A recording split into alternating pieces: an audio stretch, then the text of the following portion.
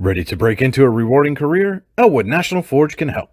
Elwood National Forge produces critical defense-rated parts to all branches of the United States military, meaning each day our employees are doing their part to support the men and women protecting our country.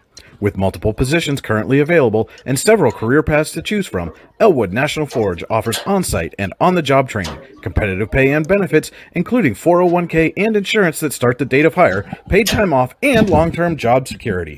We'd love to support you in building a career. To learn more about becoming part of the Elwood National Forge family, visit enfjobs.com. With locations in Shippenville and Tionesta Builder Supply is a full-service home improvement center specializing in everything you need to build or remodel your home. From power tools and accessories to paint and sundries and general hardware merchandise, Tionesta Builders has everything you need to get your project done quickly. Find out more at tionestabuilders.us and like them on Facebook.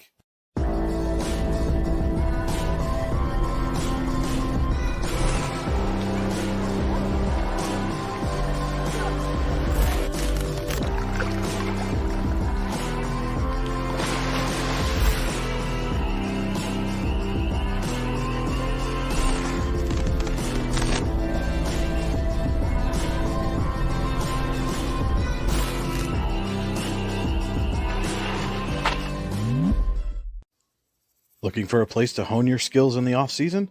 How about just a friendly pickup game, or even a new league to join? Then head to the Hub at PF in Russell.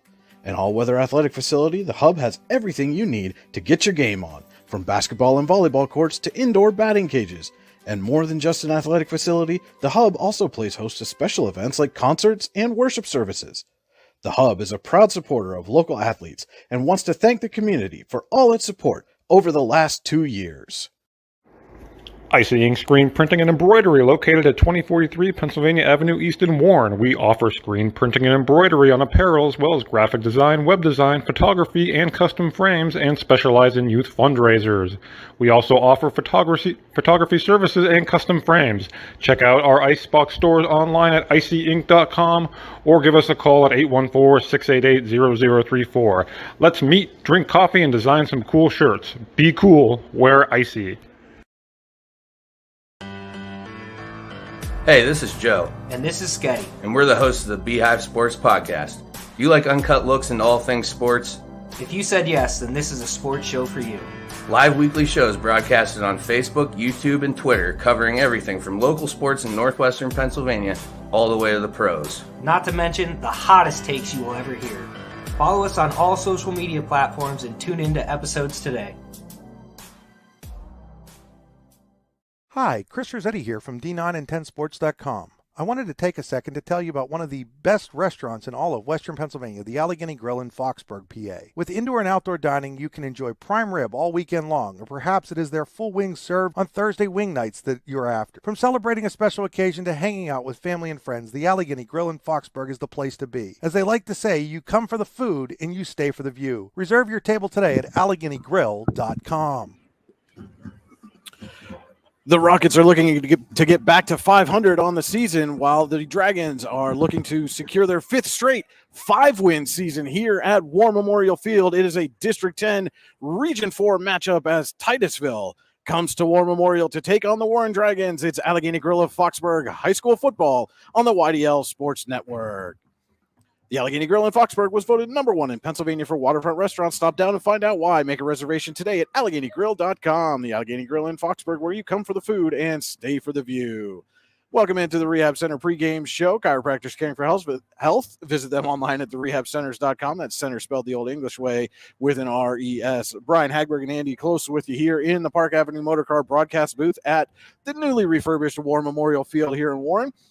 And if you have a fender bender, we can mender at Park Avenue Motor Car. Call 814-726-9728. Park Avenue Motor Car is proudly serving Warren County for 30 years.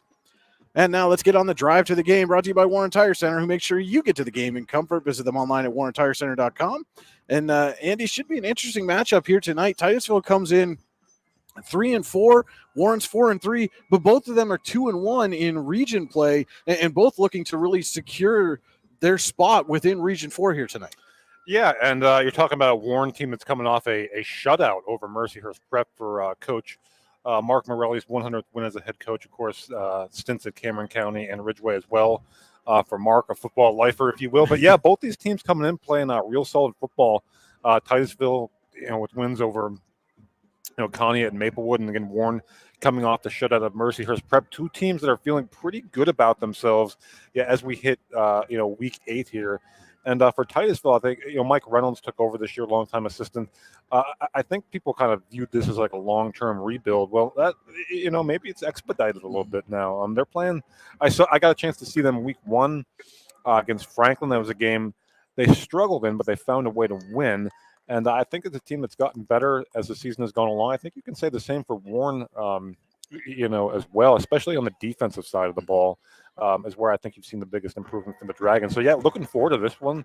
Should be a great football game tonight. We got football weather. I know that. You talked about that week 1 win over Franklin for Titusville. They then went on to drop their next 4, but on a little 2-game winning streak here. And it seems like since they've turned the reins over offensively to sophomore Ian McDonald, their offense has been a little bit more explosive. McDonald last week threw for 185 yards and 2 touchdowns. They had 4 players score a touchdown on the ground as well in a 43-14 win over Maplewood. And sometimes that's all it takes. And this is a very young Titusville team. And we've heard it at the Major League Baseball level. We want people to let the kids play. Well, Titusville's letting the kids play right now, and it's starting to pay dividends for them. Yeah, and here's the thing with that. Are you going to take your growing pains or are you going to take your lumps? Yeah, absolutely you are. Especially against some of the teams that Titusville's had to play. They've gone against pretty much the same schedule Warren has, more or less, within the region. Meadville, Oil City, those are really good football teams. And yeah, you're gonna take those lumps against those teams. But what I've seen from them is they've made strides, and there's no telling what that can do for a young team, not just this season, but going forward. That stuff carries over. That builds momentum within a program. It gets maybe more kids to want to come out. It gets people excited about the football program again, which I think hasn't been the case in Titusville in recent years. But I think it really is this year, and they got to feel really good about themselves. And I think they're getting really good buy-in. And like you said, the kids are coming along. And we talk about that change. It was Brock Cavell had started the season, went 45-93 for 673 yards, 7 touchdowns to 4 interceptions is not bad, especially at the high school level. But then you see what McDonald's done in his 2 games. He's 19-25 for 249 yards, 3 touchdowns, and no picks. And Brock Cavell was the recipient of some of those receptions a week ago, which, again, can only make you better when you've got a former quarterback stepping into the receiver position. Yeah, and I think you talk about Cavell. He's probably, we saw that situation in Warren a couple years ago. Do you want your best athlete playing quarterback, or do you want him, get him the ball in a multitude of ways? And for Titusville, I think they're finding out, Ian McDonald's a natural thrower of the football, and you're getting Cavell essentially more opportunities to get the ball in his hands and make plays. And that's what they've been doing. And, both Cavell, Jackson as well, and Cameron Mong, who when I saw him in week 1, really impressive as a receiver. So this is an offense that, as the season has progressed, is showing you that they can beat you in a multitude of ways. And that just makes you so much tougher to prepare for. And you talked about Warren getting improved defensively. One of the things, looking over some of the stats and things for Titusville, they've only registered 3 sacks all season long. And, I know you when you're playing in a region where you got to go against Oil City and Meadville, you're not going to get a whole lot of opportunities to sack the quarterback. But again, just getting that pressure in the backfield can go a long ways to help getting your defense off the field. They got to find a way to do that tonight against a Warren team that is going to throw. And I was going to say that's a curious thing. Is Eric Dipple going to have a clean pocket all night, or is he going to be under pressure? I mean, that goes without. I know it's stating the obvious, but that makes a huge difference. Eric Dipple, traditional pocket passer, likes to sit in the pocket, make throws. So we'll see if Titusville can put some pressure on him. And of course, it helps. He has a couple of safety valves in Tommy Nyquist and Ethan Sens, who are the second and third leading receivers on this football team.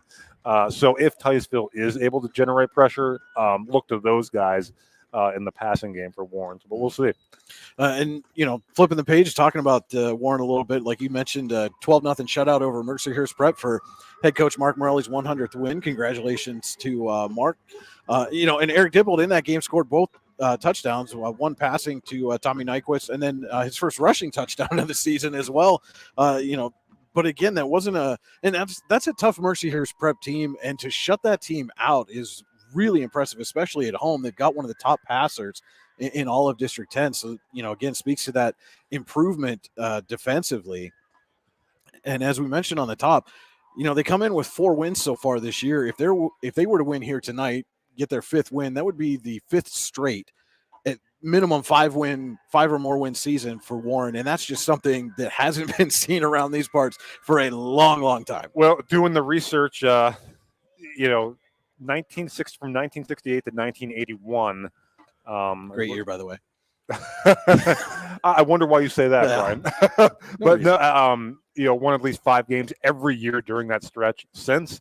That hasn't been the case, and there's certainly been good years sprinkled in. It's not like it's been a program that's been bad, but it's just it's kind of up that it hasn't had that consistency. It's like the stock market, up down, up down. There are good years, there are lean years, but I think when Mark Morelli was hired, he was kind of tasked with stabilizing this program, and he's done that. He's done more than that, though. He's turned them into consistently, if not spectacular, very solid football team year after year.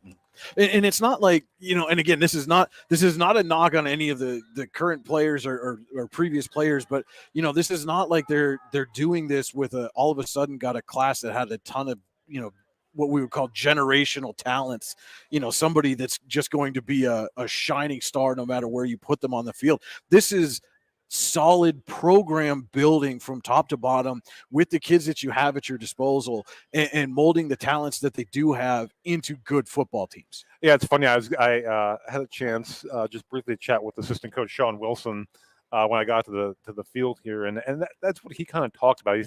He said even this year they've had a couple of kids where he's like, and you need this, in a football program, kids where you don't maybe expect that much from them, and then they work hard in the offseason, and then all of a sudden something clicks for them, and they become a really good, solid football player. And that's what Warren, year after year, under Mark Morelli's tenure, you've seen that. You've seen guys develop, for maybe like scout team, JV guys, and they're really good football players. Well, you talk about one of those guys is at quarterback. Eric Dippold kind of got thrown into the fire when Lena Duvalos got hurt. As we're going to pause here, they're going to set to play the national anthem, so we'll pause for that.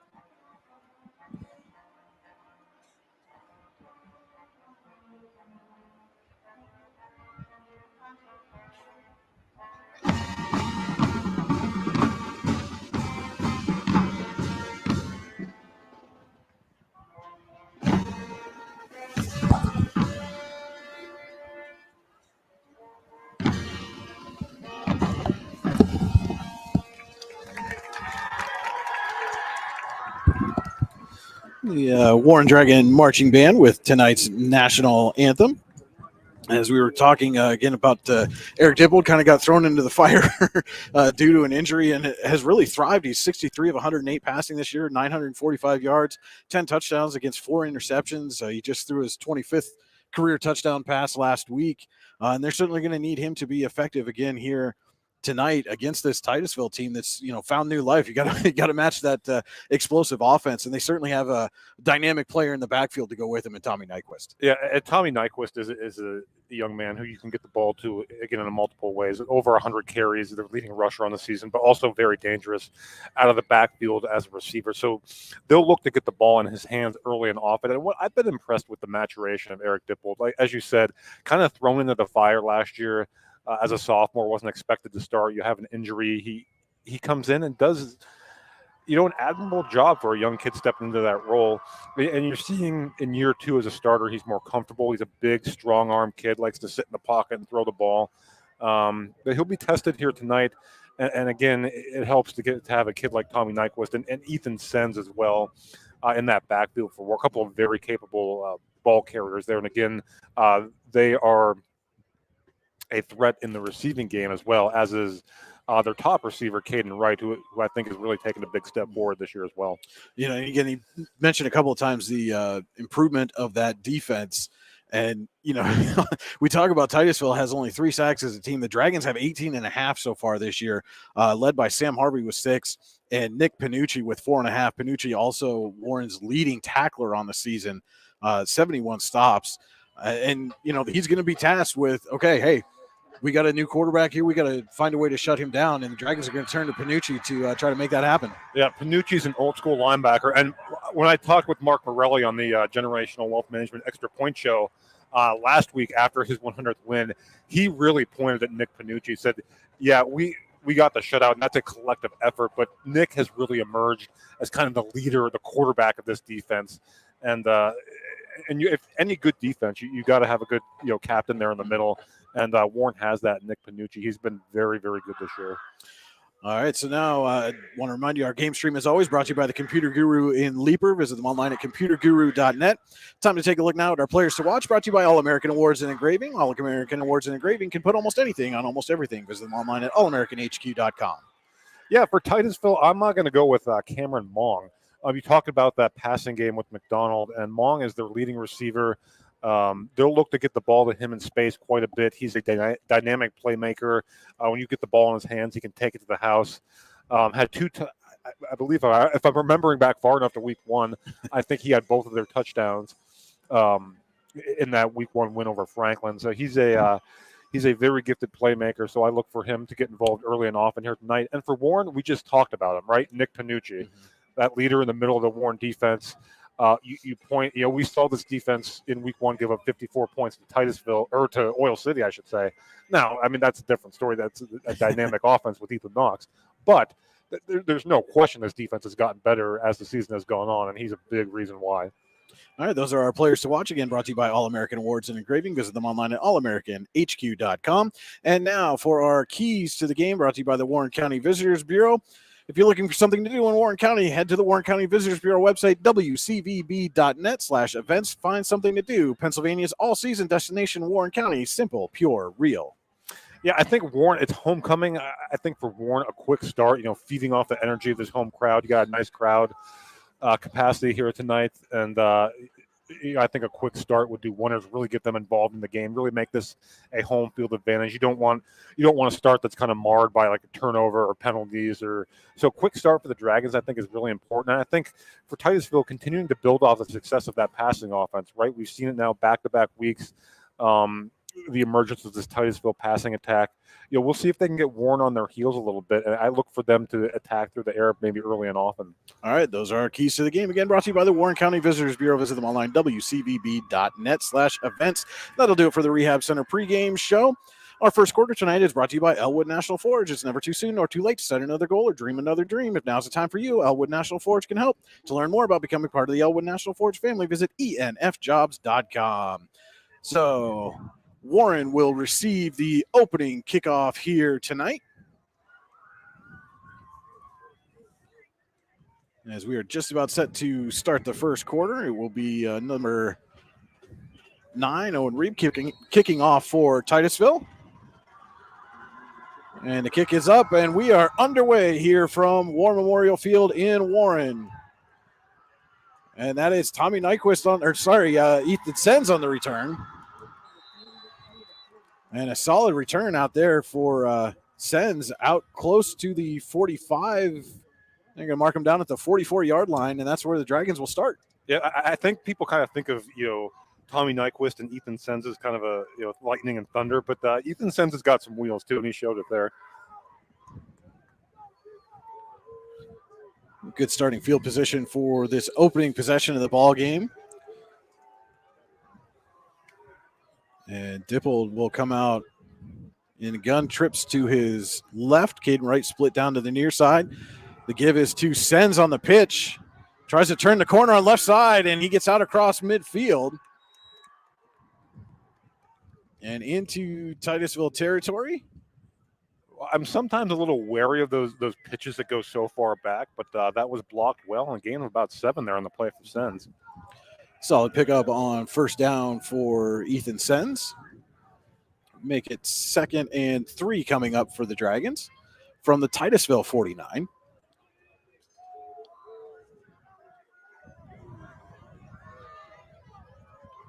And now it is Nyquist in the backfield with Dippold as they shift the formation. And they're going to pitch to Nyquist. Looks like almost the same play. Nyquist weaving his way through the defenders, spins away, and he will pick up a Ty Nesta Builder Supply first down for Warren, down to the Titusville 41. Well, you wonder, almost if they saw something on film here with these first two plays, again, mirror images of one another, just a pitch off to the left side, one to Sens, one to Nyquist, and they rattle off 15 yards here. We're going to have a stoppage here as there are scoreboard issues. Yeah, we were kind of lamenting that before the game. We had scoreboard issues the first game we did here against, it was Oil City and Warren. And there they have it right now, 10:58. But you wonder how much of an issue that'll be as we go forward tonight. Hopefully not, but we'll see.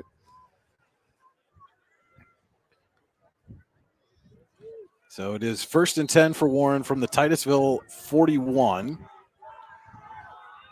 And it is Nyquist back there with Dippold again. And looks like they're just going to run that same play one more time. And they do. Tommy Nyquist off the left side.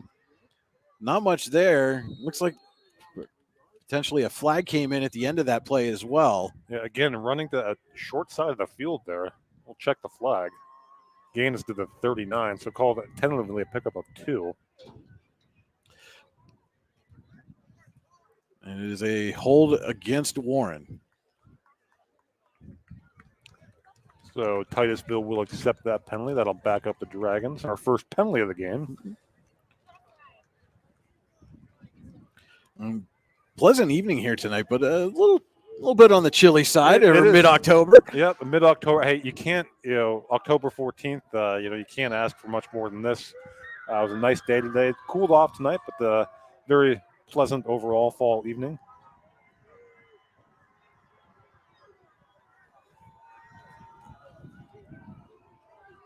They send Caden Wright in motion. And Dippold fakes to Nyquist, looking to pass, fires over the middle off the hands of Wright and incomplete. And they'll look to get the ball to Wright quite a bit here as Dippold targeting him there with his first pass attempt. But that's, one of those things, those calls back you up, that you go from, 2nd and 8 to 2nd and 17. So.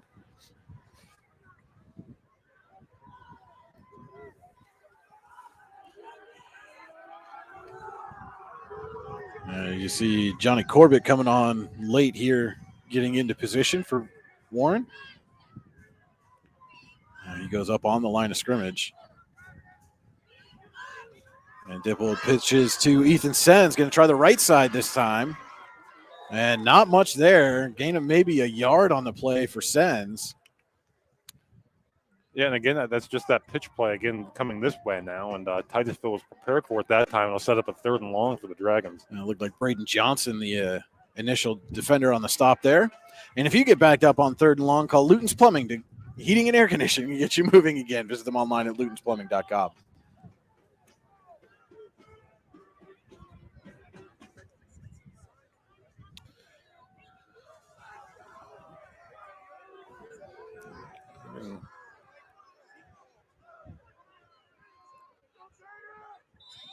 We've got a flag at the start here. Looks like a false start against the Dragons. So it's going to back them up 5 more. Yeah, so we'll see what they do here. If they, it's always a dilemma, right? You got 3rd and long, 3rd and going to be 22 now, 23. Do you kind of play it safe and go with a run or maybe a screen, or do you take a shot down the field?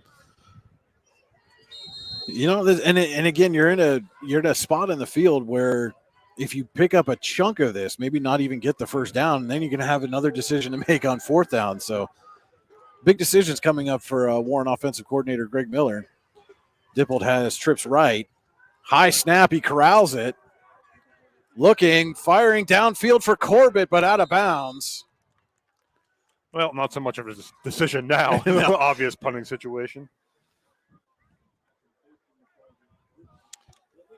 It looked like either that pass hung up on him or Dippold was trying to do a back shoulder throw there for Corbett. But So either way, it went out of bounds and incomplete. Yep, so a promising drive for Warren there, Stalls. After the penalty, and a good job by the Titusville defense. It'll be Brock Cavell and trying to catch the number on the receiver on the near side here. I think it's Mong. As the punt is away, short kick is going to take a Warren roll down to the, looks like the 23. And that's where Titusville will have it for the first time. 9:14 to go here in the Elwood National Forge first quarter. So our first chance to see this, not necessarily, I wouldn't call it new look, but kind of a new look Titusville offense. And if you're looking for a new look, don't forget you can find out how to join the Elwood National Forge family today at enfjobs.com. Full house backfield here to start. And give right up the middle.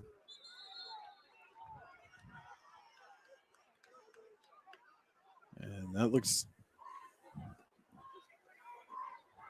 that's a number 2 that we do not have on our roster.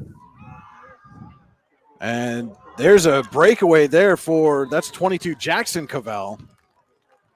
Big run and a Tionesta Builder Supply first down for the Rockets. And we'll see if we can't get a name to go with that number 2 for Titusville. Had the first carry. There's a flag on this play as Jackson Cavell gets it again. Or get a illegal motion or procedure type penalty here going against the Rockets. Running a hurry up offense, is this something, you know, you were down there in Titusville? Yeah, no, this is something different from week 1 for sure. So we see a couple new faces coming in for the Rockets. As Mong will head to the sideline. Reed will run the play in. As the officials mark off the penalty against the Rockets. We'll make it 1st and 15.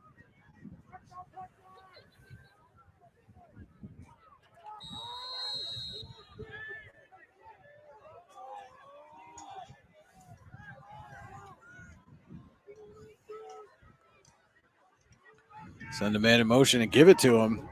That's number 10, Connor Shoemaker-Carpin.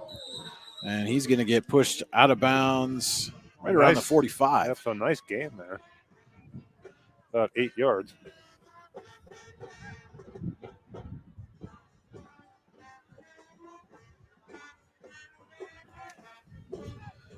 We'll make it a 2nd and 7 coming up here for the Rockets.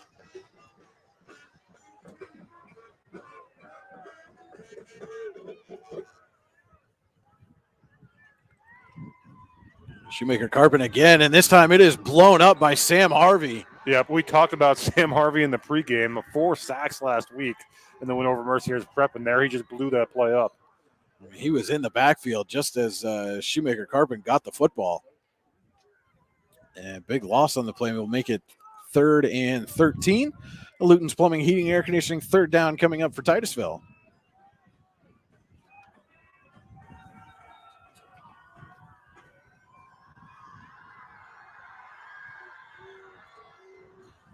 And they will give this time to Jackson Cavell, and he's going to get out across the 45 to the 46. You know, I have to imagine this early in the game, this is a punting situation, and it is. Titusville's punt team on the field. Mong back in punt formation on 4th and 6.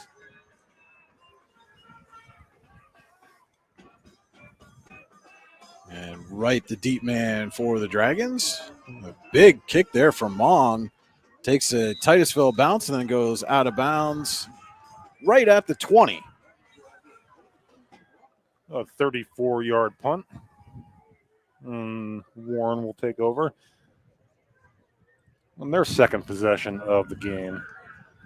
And again, want to remind you our first quarter tonight brought to you by Elwood National Forge. It's never too soon nor too late to set another goal or dream another dream. If now is the time for you, Elwood National Forge can help with multiple positions currently available and several career paths to choose from. Elwood National Forge offers on-site and on-the-job training, competitive pay, and benefits, including 401k and insurance that start the date of hire, paid time off, and long-term job security. To learn more about becoming part of the Elwood National Forge family, visit enfjobs.com. And a flag on this play as Nyquist takes the pitch and is run out of bounds right at the line of scrimmage. And the one of the chain gang members going down with him. Hope he's okay as Nyquist helped him to help the man to his feet. Let's see what the penalty is here. I think it's going to be on Warren.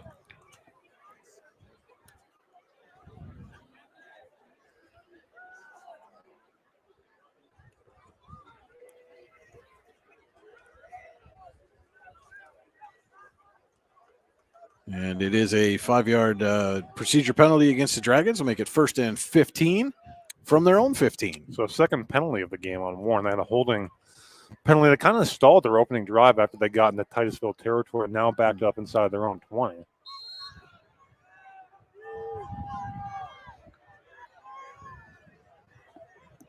It is Nyquist behind Dippold. He'll take the pitch, cut inside, and met by a host of Rocket defenders right at the line of scrimmage. So after those first couple of pitch plays worked very well for the Dragons, the Titusville defense is clamped down. Yep, they're onto it. We'll see how Warren adjusts. But yeah, just pretty, nothing complicated. Just pitch right, pitch left. And the last couple times, like you said, the Rockets have been on it. 2nd and 15 coming up here for the Dragons. And Nyquist split out this time. And Dippold going to throw. Has a man. It's right at the 20. And nothing more after that for Caden Wright in his first catch of the ball game. It will be 3rd and 10 coming up. Another Luton's Plumbing, Heating, and Air Conditioning 3rd down for the Dragons. Yep, first reception of the game for Wright again. Warren's leading receiver coming into the game has really taken a big step forward this year. This is senior season.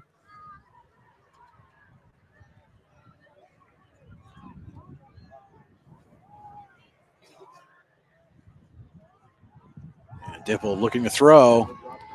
Firing has Nyquist wide open at the 40. Tommy Nyquist down the sideline. Nobody's going to catch him. And that is an 80-yard touchdown from Dippold to Tommy Nyquist. And the Dragons are on the board here in the first quarter. And you know what, I was just about to say before they snapped the ball, boy, Nyquist, they're giving him a lot of cushion. And he just ran a great route there and, beat his man. And, you can't give Tommy Nyquist a lot of space. He doesn't need much. And Dippold put that one right on the money, and Nyquist was off to the races. And a nice, really a crossing pattern Nyquist ran with number 20, Colin Sheen, on that play to get open. As Gavin Rex comes on to attempt the extra point. His kick is up, and it is good. So with 5:48 to go here in the Elwood National Forge first quarter, Warren leads Titusville 7-0. We'll be back with more Allegheny Grill of Foxburg High School football on the YDL Sports Network. Golfing at one of the prettiest golf courses around is what you get when you play around at Hunter Station Golf Club just outside of Tonesta. Located in the Allegheny Mountains with a spectacular view of the Allegheny River, Hunter Station offers something for everyone. The rolling hills of the front nine, coupled with a back nine situated along the banks of the Allegheny River, create some of the best views in all of northwestern PA. And when you're done with your round, enjoy a delicious meal or a cold drink in our restaurant and bar. Looking for a place to stay? Hunter Station has you covered there too with play and stay packages. Find out more at hunterstation.com. An 80-yard touchdown pass from Eric Dippold to Tommy Nyquist on 3rd down has Warren in front of Titusville 7-0. 5:48 to go here in the Elwood National Forge first quarter. And that is the second time Dippold and Nyquist have hooked up for an 80-yard touchdown pass this season. Also did it against Fairview. Gavin Rex set to kick off for the Dragons.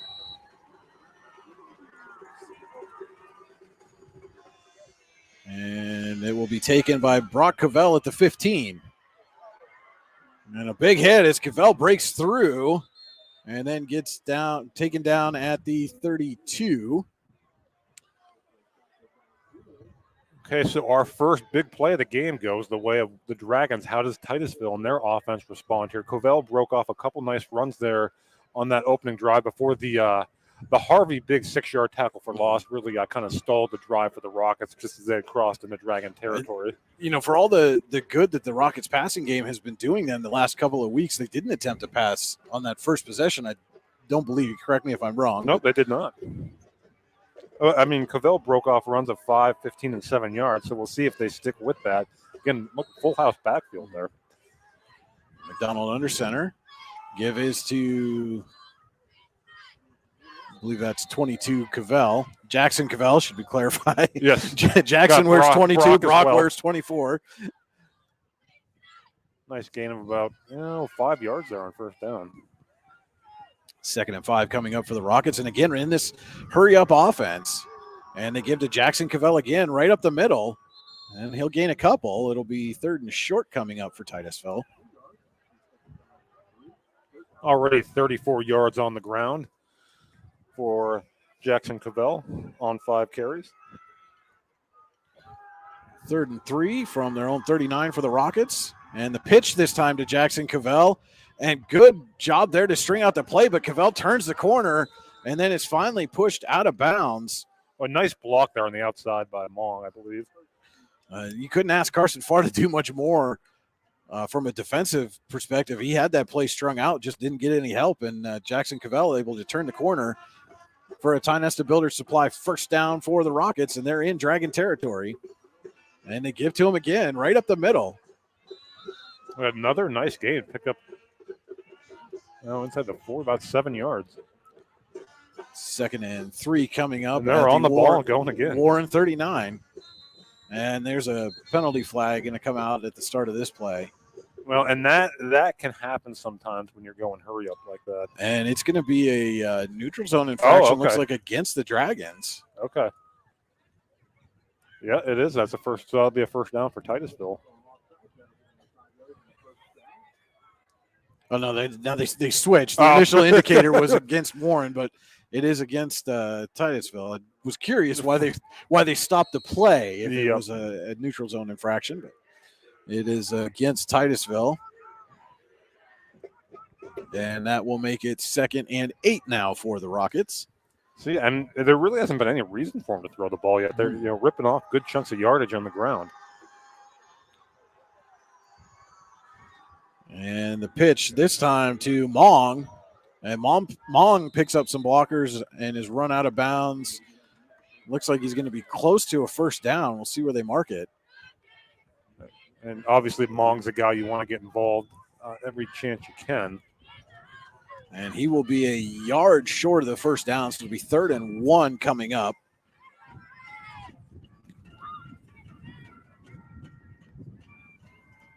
And apparently Titusville coaches saw something on film about this Dragons run defense they thought they could exploit, and they're doing a good job of it right now. Cavell splits through the defense, breaks one tackle, and then is brought down inside the 30 for another Tionesta Builder Supply first down. And this drive is being built by Tionesta Builder Supply with locations in Shippenville and Tionesta. Visit them online at tionestabuilders.us. Again, a nice hole opened up on the right side of that offensive line, and they're going again. And they try the left side this time, and nothing doing there. Host of Dragons to meet Cavell, led by Alan McAllister. Big Allen having a great senior season. Boy, no gain on the play. Make it 2nd and 10 for Titusville at the Warren 27.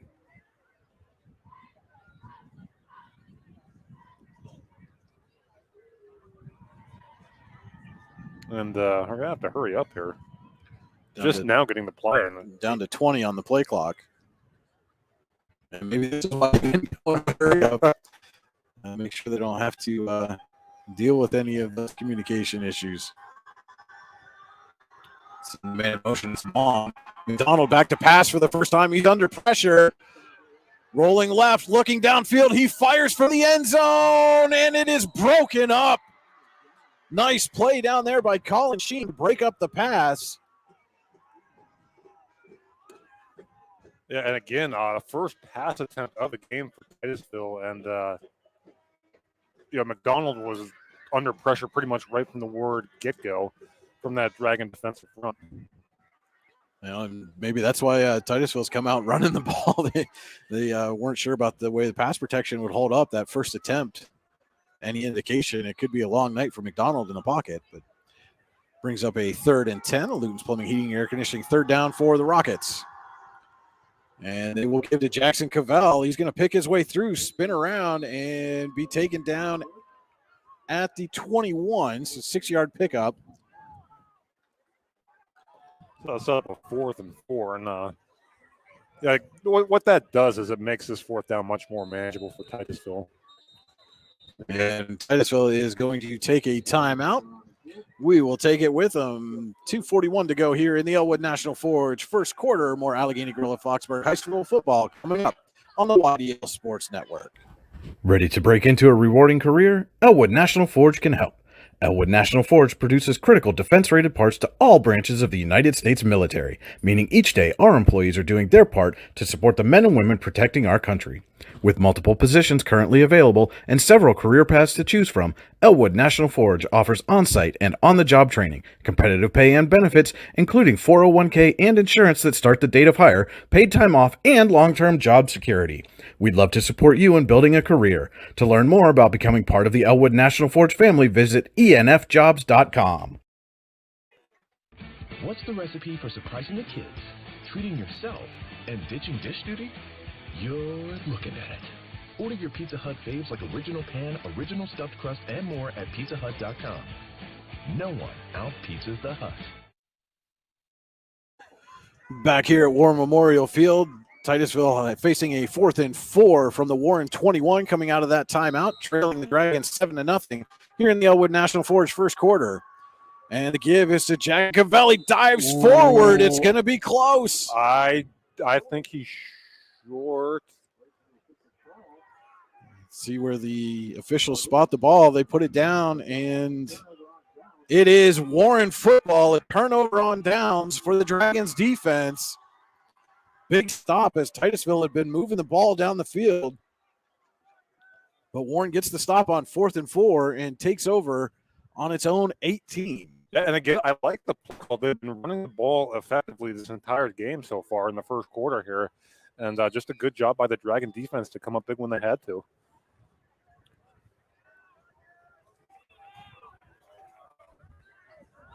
So Dippold will come out, has Wright all alone, way up to the top of the field. Since Harvey in motion, has Sens with him in the backfield. They're going to give to Sens, and he is hit and breaks away from the first tackle.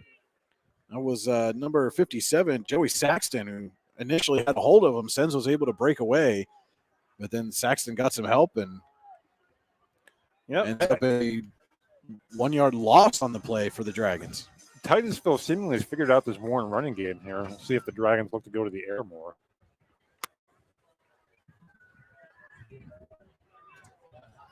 We've got Nyquist and Sheen split to the near side here. And again, they're giving Nyquist a lot of room over there. And Dipple's going to pitch to Sens, going to try the right side, and that one's going to be a face mask, I'm pretty sure. Yep.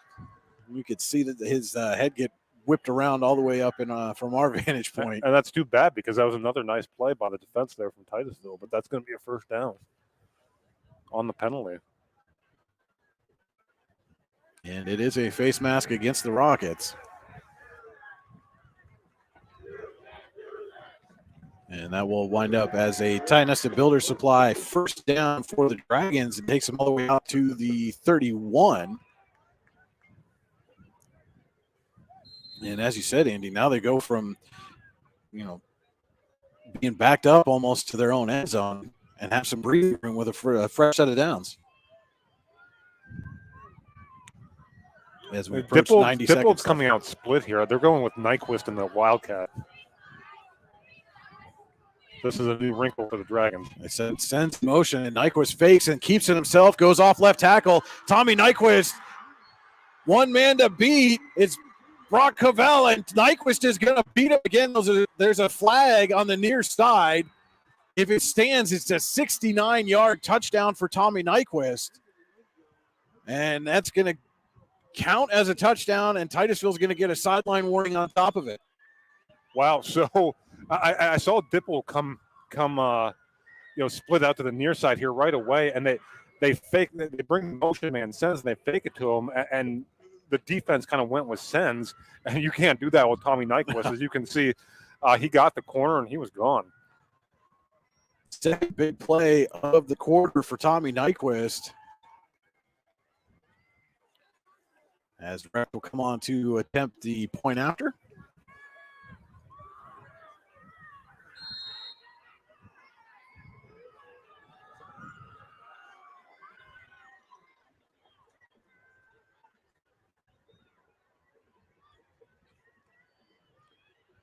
And Rex's kick is good. So 1:17 to play in the Elwood National Forge first quarter. It's Warren 14, Titusville nothing. We'll be back with more Allegheny Grill at Foxburg High School football on the YDL Sports Network.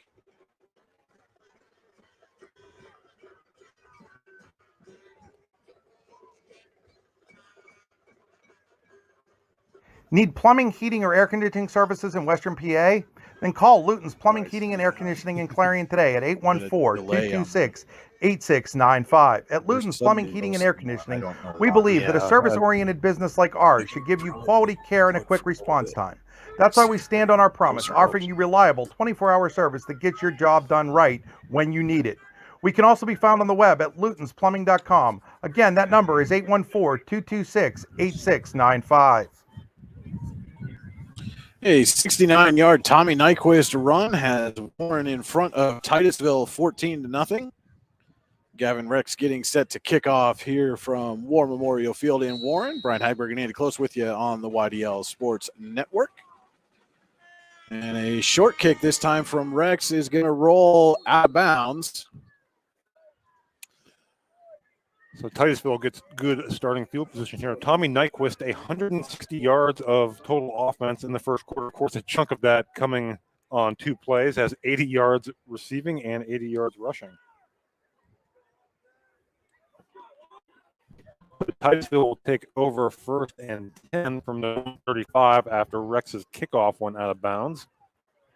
Again, the Rockets drove it inside the Dragon 20 on their previous drive, but Warren came up with a big 4th down stop.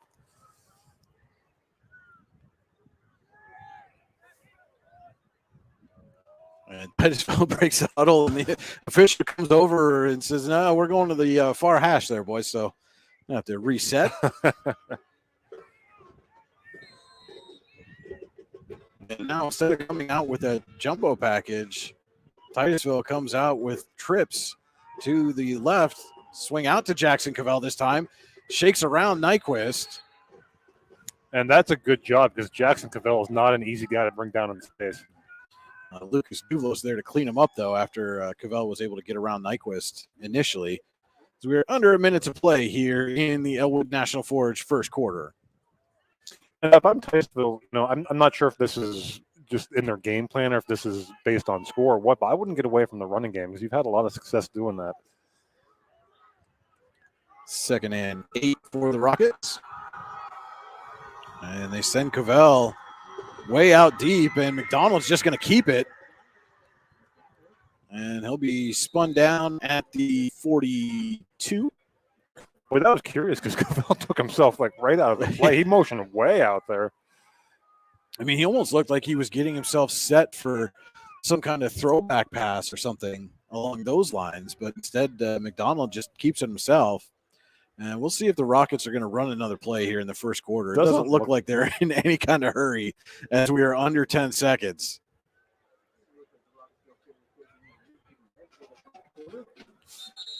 And after 1 quarter of play here at War Memorial Field, it's Warren 14, Titusville nothing. We'll be back with more Allegheny Grill of Foxburg High School football on the YDL Sports Network. Located at 229 Liberty Street in downtown Warren, Freedom Investment Management Group has a passion for helping people manage and preserve their wealth. Partners Rob Maring and Dave Close, along with all the professionals at Freedom Investment Management Group, are committed to providing the highest level of service to our clients. Every member of our team is experienced, educated, and passionate. We intentionally maintain a low client-to-team member ratio so that we can consistently deliver concierge-like service. Simply put, we are not like many other wealth management firms. Come experience the difference. Visit us online at freedomwealthcoach.com.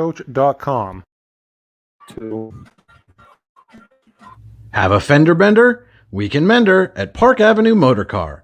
Bring your vehicle to Ron and the crew at Park Avenue Motor Car, 7 South Carver Street in Warren, or call 814-726-9728.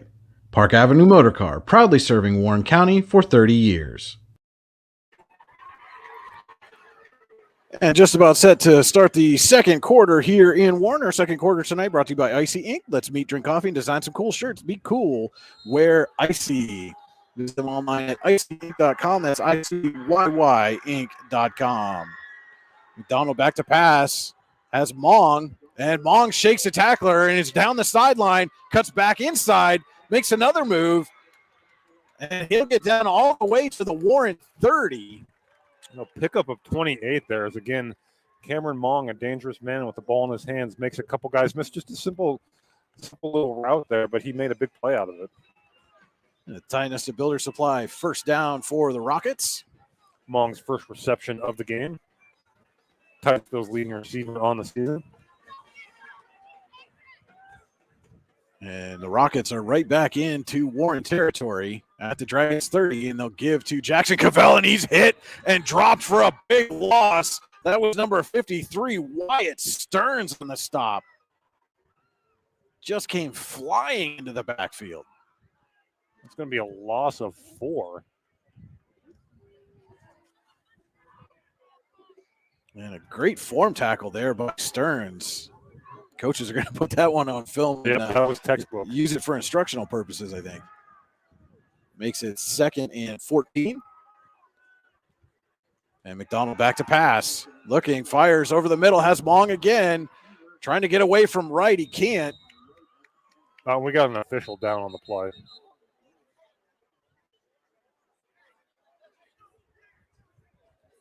And not something we want to see is officials slowly getting to his feet. The Titusville trainer was quickly out. A gain of 9 on the reception by Mong. He'll set up a 3rd and 5. While they tend to the official, we'll take a quick break. This is Allegheny Gorilla Foxburg High School football on the YDL Sports Network. Hey, this is Joe. And this is Sketty. And we're the hosts of the Beehive Sports Podcast. You like uncut looks into all things sports? If you said yes, then this is a sports show for you. Live weekly shows broadcasted on Facebook, YouTube, and Twitter, covering everything from local sports in northwestern Pennsylvania all the way to the pros. Not to mention the hottest takes you will ever hear. Follow us on all social media platforms and tune into episodes today.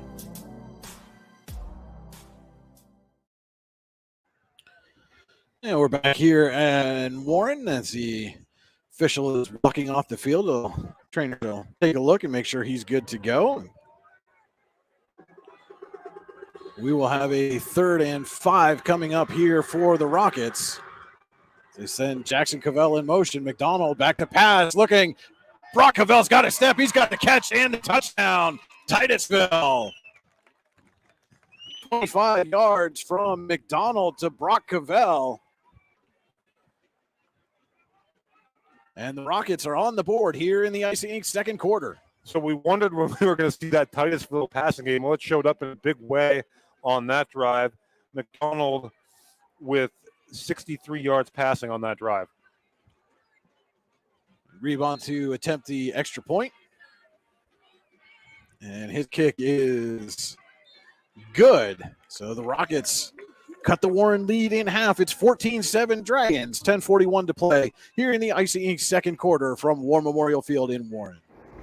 Icy Ink Screen Printing and Embroidery, located at 2043 Pennsylvania Avenue East in Warren. We offer screen printing and embroidery on apparel, as well as graphic design, web design, photography, and custom frames, and specialize in youth fundraisers. We also offer photography services and custom frames. Check out our Icebox stores online at icyink.com or give us a call at 814-688-0034. Let's meet, drink coffee, and design some cool shirts. Be cool, wear Icy. A 25-yard touchdown pass from Ian McDonald to Brock Cavell has Titusville on the board. It's 14-7 Warren here, 10:41 to go in the Icy Ink second quarter. On Reed to kick off for the Rockets. Nyquist and sends back deep for the Dragons. And it will be Sens from his 8. And Ethan Sens makes a cut, gets away from one tackler, out across the 30 to the 33. There's solid return there from Ethan Sens, about 25 yards. So last time out for the Dragon offense, we saw Nyquist take the Wildcat snap and go 69 yards for a touchdown. That's something we saw a little bit when they played General McLean in the semifinals a year ago. It was a lot of Nyquist in the Wildcat. We'll see if it's just a wrinkle, something we're going to be featured a little bit more. It's Dipple in the gun. And it is 1st and 10 Warren from its own 33. And Dipple fires that pass out. And I believe that was Caden Wright. And he was not able to haul that one in. So it'll be 2nd and 10 for the Dragons. A little quick out there that Wright wasn't quite able to corral.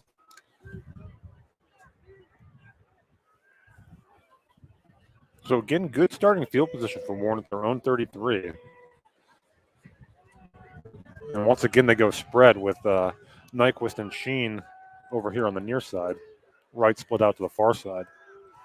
And Dipple gives to Sens right up the middle. He spun away from one tackler, but then ran right into another. It looks like about a 4-yard pickup there for Sens on 2nd down. We'll make it 3rd and 6.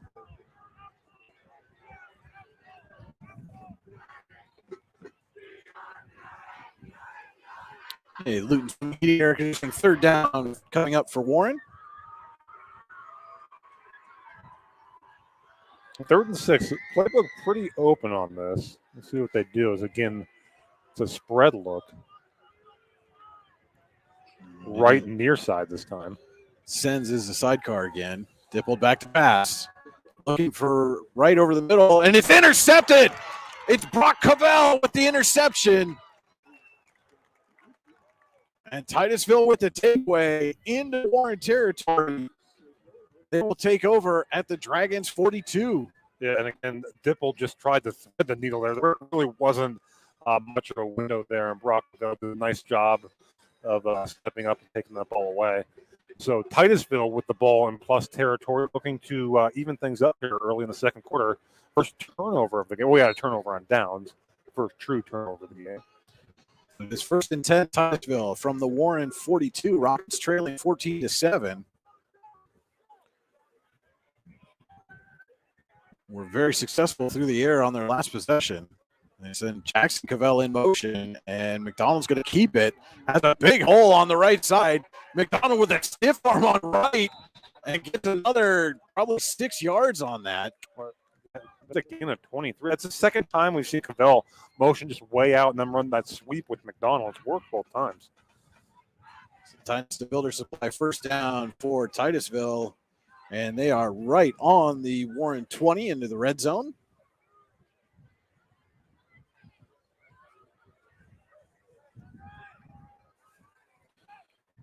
Rockets 20 yards away from potentially tying this ball game here. Swings it out to Jackson Cavell. He tried to split the defense, but Nyquist and I believe that was Lucas Duvlos again made the stop. I'll call the gain of 1. I'll bring up 2nd and 9 from the Warren 19. And again, I like what Titusville's doing, kind of run heavy early in the game. Now we see them featuring the passing game. Really, again, having success with both. And not settling into any kind of rhythm to where the Dragons can guess what they're doing here as Brock Cavell comes over, split to the near side. Dragons show blitz, gives to Jackson Cavell. And not much there. He's taken down. You're going to lose a yard. That was I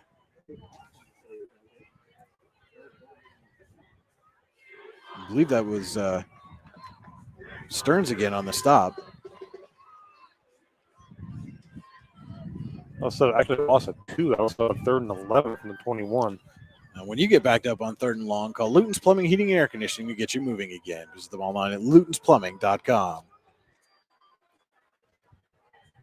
And McDonald with a hard count. Under pressure, fires over the middle, has Mong, and Mong's going to score. Tripped up just as he crosses the goal line, but it is a touchdown for Titusville, 20 yards from McDonald to Mong. And McDonald is fired up as he should be. Just a crossing pattern there from Mong. McDonald able to step up, had a blitzer coming there. I think it might have been Harvey, but able to get it off. And we've seen what Mong can do, man. He is a dynamic guy there from the receiver position when you get him the ball. And the Rockets are an extra point away from tying this thing up. And Reeves' kick is up and good. So with just under 8 minutes to play here in the Icy Ink second quarter, we are all knotted up at 14.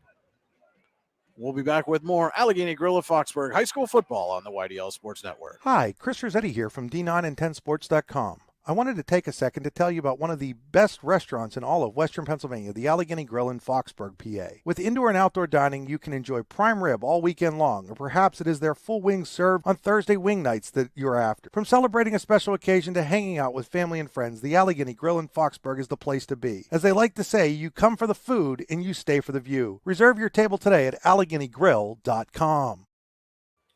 20-yard pass from McDonald to Cameron Mong, and we are all tied up at 14. Just under 8 minutes to play here in the Icy Ink second quarter from War Memorial Field. And don't forget to check out Icy Ink in Warren. Let's meet, drink coffee, and design some cool shirts. Be cool. Wear Icy. Visit them online at icyink.com. That's ICYYink.com. So interesting. Sens and Nyquist have flipped sides of the field here on the return, and they kick it out of bounds. They are not going to kick this ball to Tommy Nyquist. Tommy Nyquist has a touchdown reception of 80 yards and a run of 69 yards. A big play waiting to happen, and Titusville's not taking a chance there. So instead, they kick it out of bounds. Warren, after a couple long drives, had big explosive plays from Nyquist, but the offense has stalled really on the last couple of possessions. It has, and of course, Dipple intercepted on third down on the previous possession to set Titusville up with the short field, and the Rockets were able to take advantage. Now, the Dragons are the run that's been punched in the mouth. We'll see how they respond.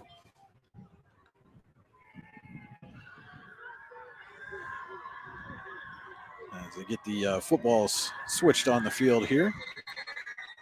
And we've got another whistle. The official on the far side came in. We've got a discussion at the line of scrimmage, which is the Warren 35.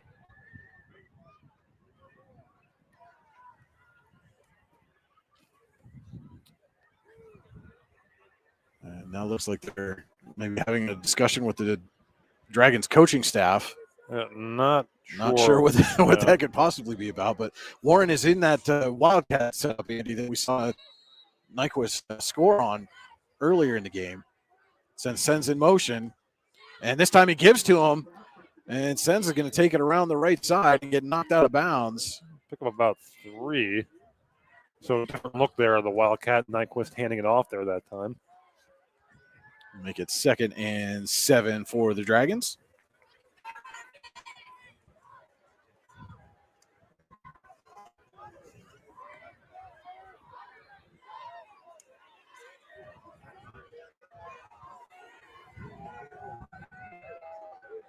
And they're going to stay in this. This time it's right, and Nyquist going to keep it himself. And Tommy Nyquist scoots through, but there's a penalty flag down. I'll get a hold. It's a pickup of about 7 on the play for Nyquist. He was very close to a first down, but there's going to be a hold against the Dragons. And they will replay 2nd down. And second holding call of the game on Warren. They're going to mark that off from the 38. It's up 2nd and 17.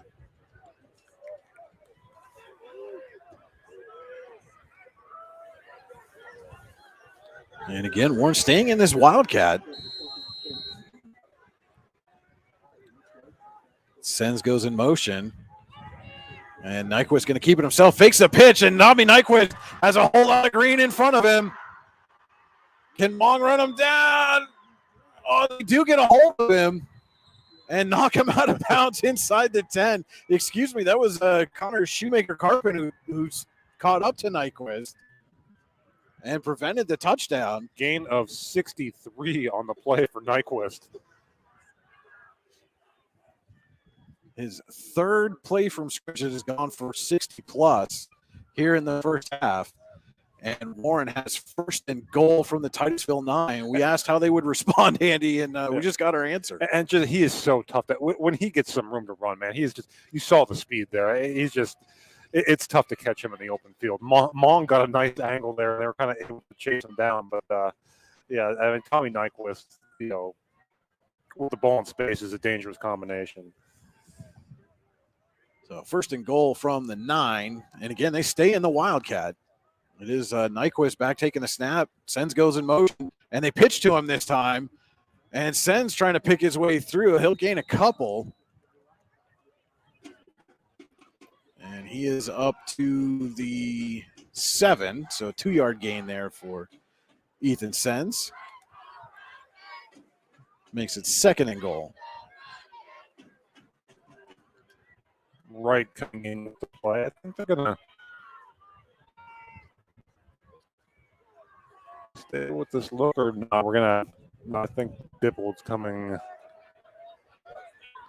Dippold's going to take the snap here. Nyquist lined up behind him. Got a bunch formation here to the left. And a high snap goes over Dippold's head. Nyquist is going to pick it up. He bobbles it. Now trying to scoot his way through. But costly error there for the Dragons as the high snap is going to move them all the way back to the 24. It'll be third and goal from the 24-yard line. Wow, and that, what a critical mistake. And, you know, the snap just sailed, and not really a lot you can do there. And Nyquist tried to make something happen, but, I mean, chances are you're not going to make anything happen in that situation. You're just lucky to get the ball back.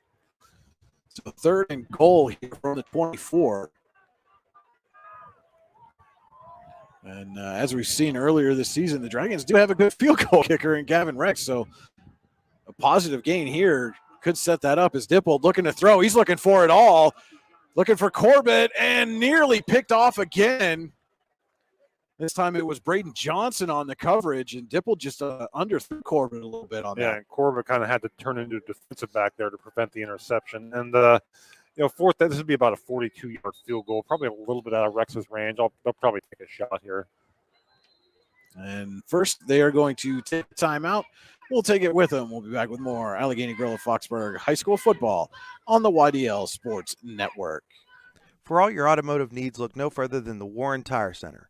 From new tires to tire repairs, PA state inspections, wheel alignments, and auto detailing, there's so much more that we can do for you, and there's no reason to go anywhere but the Warren Tire Center in Warren, Pennsylvania.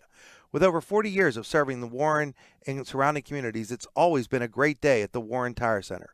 We offer same-day service and walk-ins are welcome.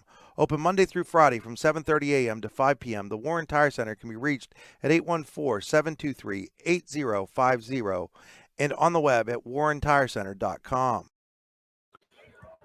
So the Dragons come out of this timeout facing fourth and goal from the 24.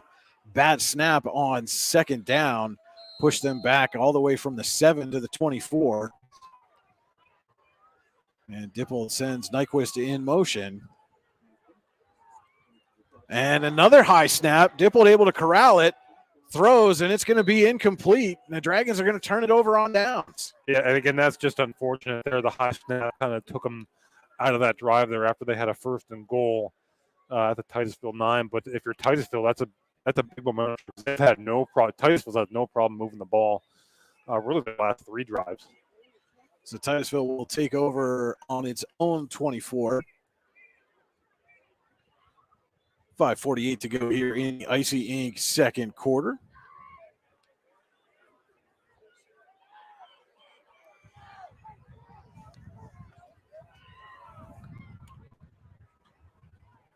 And McDonald gives to the motion man that is, I believe that's Shoemaker-Carpin.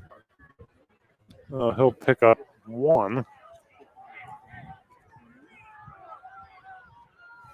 It's 2nd and 9 for the Rockets.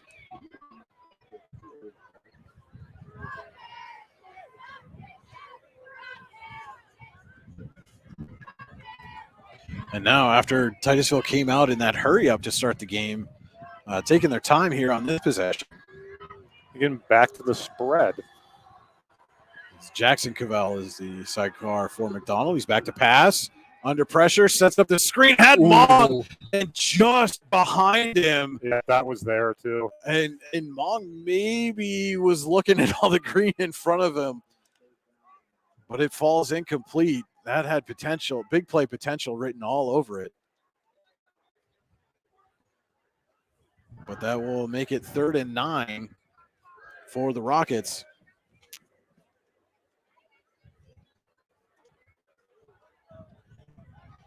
We've seen they picked up big chunks in the passing game here on the last couple of drives, 28, 21, and 25 yards.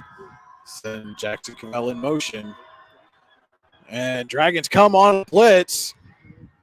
McDonald gets it away, but well beyond the intended receiver, and that was number 10, Lucas Duvlos, coming hard off the edge.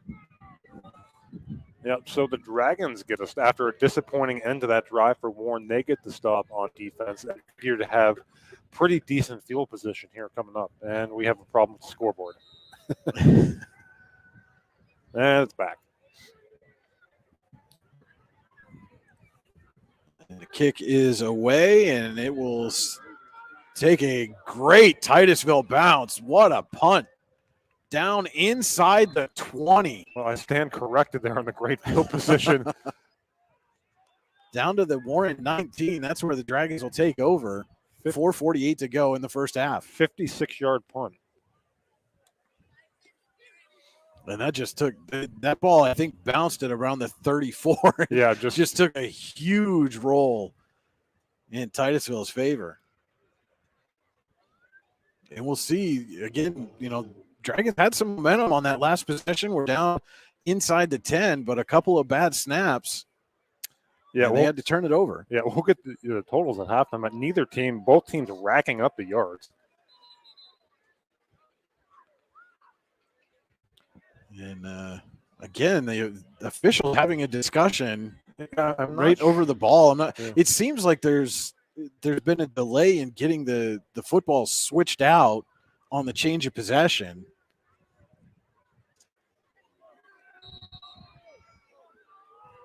But whatever it is, they got it sorted now. It's 1st and 10 from the 19 for Warren. Dippled in the gun. He's looking to throw. Looking for Corbett again, and he could not make the catch. Boy, that was there too. Right down in front of us on the 40. Thought for a second Corbett might have had that one, but couldn't hang on. A nice arm there for the official. Goes almost sideline to sideline. So 2nd and 10 for the Dragons from their own 19.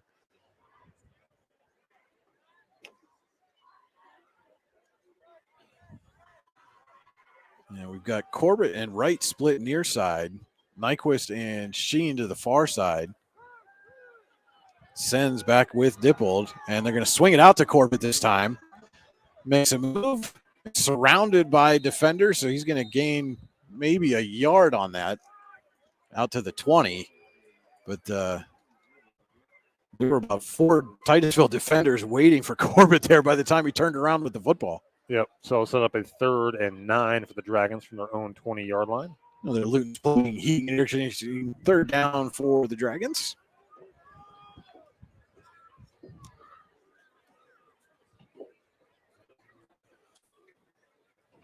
As I see some of the fans coming back up, have clearly hit the concession stands. It is definitely a hot chocolate kind of night here at War Memorial Field. And they're going to go, Dragons are going to go trips to the left here. Dippled pumps. All Wright's got a step if he can get it. And he goes up and comes down with it. Caden Wright is off to the races. The second 80-yard touchdown of the first half for the Dragons. What a catch by Caden Wright. I'll tell you what, that's exactly what you teach your receivers to do. Caden Wright went up, high pointed the football, and he was off to the races. Man, one-on-one coverage with your best receiver. Dipple took a shot, and it pays off in a big way for the Dragons. Second 80-yard touchdown pass of the first half. This one goes to Caden Wright. And Warren is back in front here with the extra point pending. You know, and that was reminiscent. We saw Caden Wright make a spectacular one-handed grab down in the opposite corner here last season. And he comes away with another great catch here tonight. And a little late getting the ball down, but Rex gets it up and through. So with 3:40 to go here in the Icy Ink second quarter, it is Warren 21, Titusville 14. We'll be back with more Allegheny Grill of Foxburg High School football on the YDL Sports Network.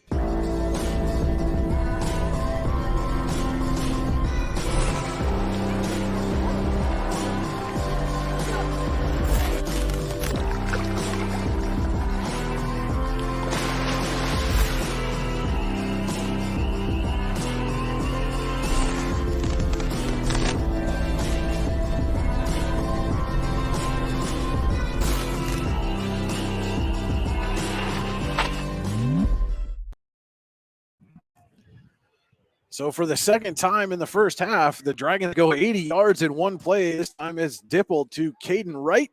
And Warren retakes the lead here, 21-14, 3:40 to go in the Icy Ink second quarter. Brian Hagberg and Andy Close with you here in the Park Avenue Motorcar broadcast booth from War Memorial Field. And just want to let everybody know there will be a extended halftime here this evening as it is homecoming for the Dragons. They'll be crowning the homecoming queen at halftime. So it will be a 20-minute halftime here tonight. Rex set to kick. And taken at the 20. Shoemaker Carpin makes one man miss and then is wrestled down at the 30. That was Kenny Pizarro on the stop there in coverage. So, man, we've had plays of 280-yarders, a 69-yarder, a 25-yarder, and a 21-yarder, accounting for the 5 touchdowns here.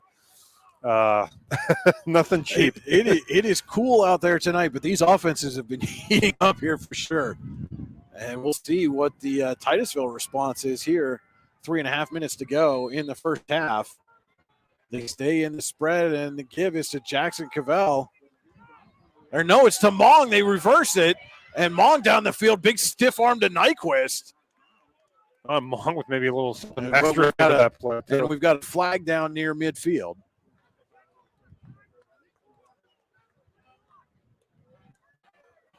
And Dragons better be careful. Saw one of the players kind of clapping and chatting over at the Titusville sideline. You don't want to get something that would potentially wipe out this penalty that it is against Titusville.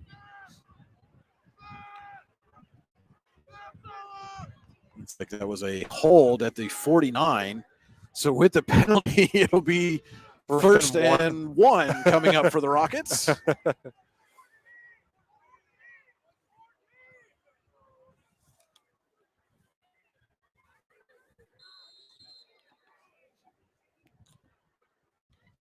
First and one from the Titusville from their own 39. You know, I know there's a Twitter account that does scoreagami with all the different final scores. I don't think I've ever seen a first and one, but here we are. Titusville has it, and this time give is to Jackson Cavell. He spins away from a tackle. He's going to have the Tionesta Builder Supply first down.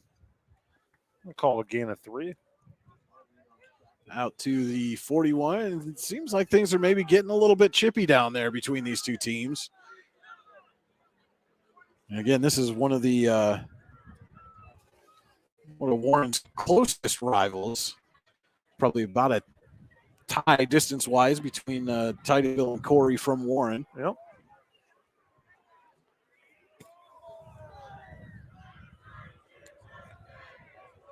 It is a Tionesta Builder Supply first down for the Rockets. McDonald under pressure. He escapes, fires Mong with the catch, and Mong shakes away from a tackle. And he'll pick up a couple more down to the Warren 42. And another Tionesta Builder Supply first down for Titusville. Boy, Mong was quiet early, not so much anymore, doing a ton of damage here in the second quarter. 74 yards receiving in this quarter alone.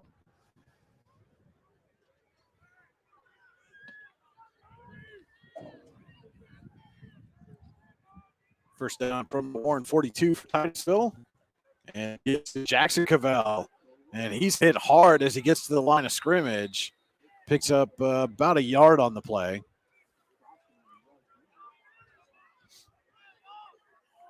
Make it 2nd and 9 as we tick under 2 minutes to go here in the first half. It's been an entertaining first half, that's for sure. It's not done yet.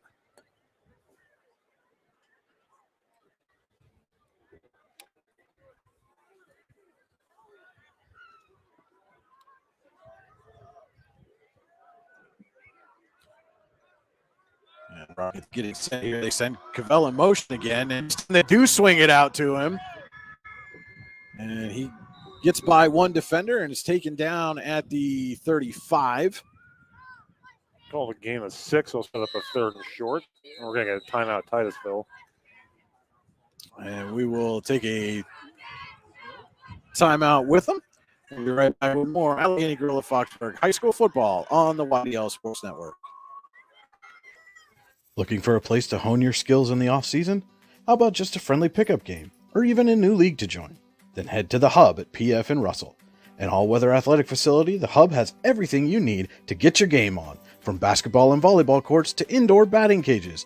And more than just an athletic facility, the Hub also plays host to special events like concerts and worship services. The Hub is a proud supporter of local athletes and wants to thank the community for all its support over the last 2 years.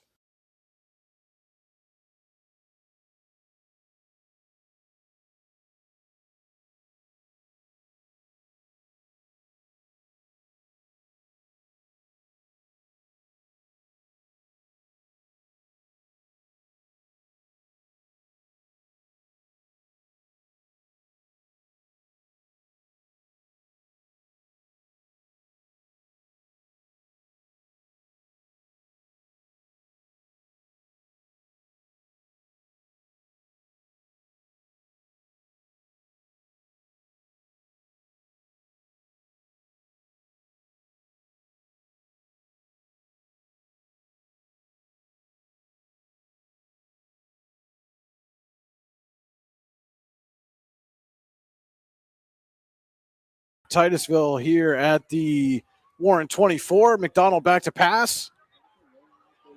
Fires looking for the end zone and out of play.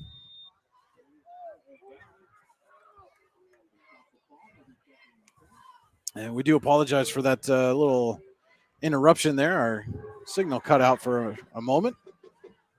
Do apologize for that. It'll be a 2nd and 10 for the Rockets from the Dragon 24 as we are under a minute to play now in what has been a very exciting first half here from War Memorial Field. Homecoming for the Dragons.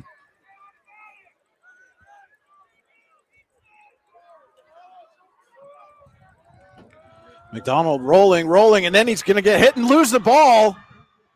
Oh, and he was down. That should be a sack. He was definitely down. Yeah. That goes as a loss of about 9 on the play. It's a big sack there for the Dragons. And Titusville, should remind you, will get the ball to start the second half. As we're under 30 seconds to play here. McDonald rolling, fires down the field, and it's up and incomplete. Boy, and again, McDonald did a great job to get rid of that football because he was under duress once again. And now it'll be 4th and 18 from the 34. And again, do apologize for that signal interruption there.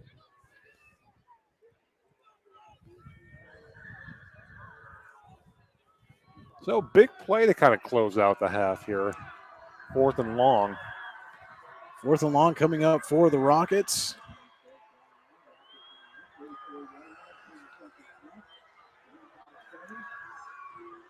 Rockets trailing by 7, and we've got a flag.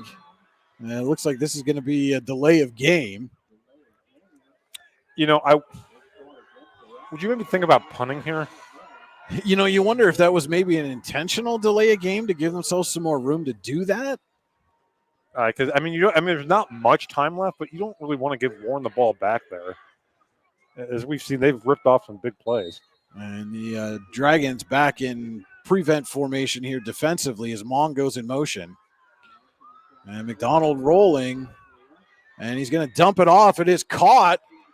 That's Brock Cavell, and he picks up a block and gets out of bounds. Not going to have near enough for a first down. Yeah, but that ran the clock almost all the way down. And it certainly seemed like that was maybe his goal there on that play with 7 seconds to go here in the half.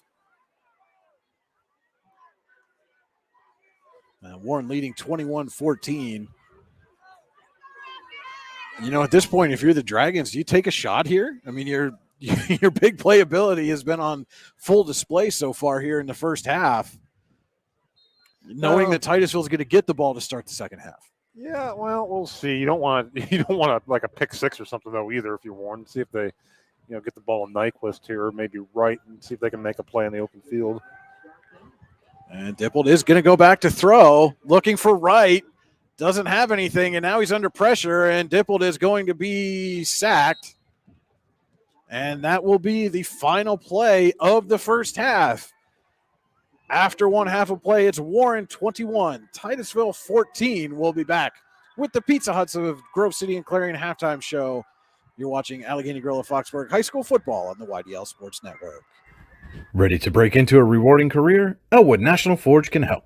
Elwood National Forge produces critical defense-rated parts to all branches of the United States military, meaning each day our employees are doing their part to support the men and women protecting our country. With multiple positions currently available and several career paths to choose from, Elwood National Forge offers on-site and on-the-job training, competitive pay and benefits, including 401k and insurance that start the date of hire, paid time off, and long-term job security. We'd love to support you in building a career. To learn more about becoming part of the Elwood National Forge family, visit enfjobs.com. With locations in Chippenville and Tionesta, Tionesta Builder Supply is a full-service home improvement center specializing in everything you need to build or remodel your home. From power tools and accessories to paint and sundries and general hardware merchandise, Tionesta Builders has everything you need to get your project done quickly. Find out more at tionestabuilders.us and like them on Facebook.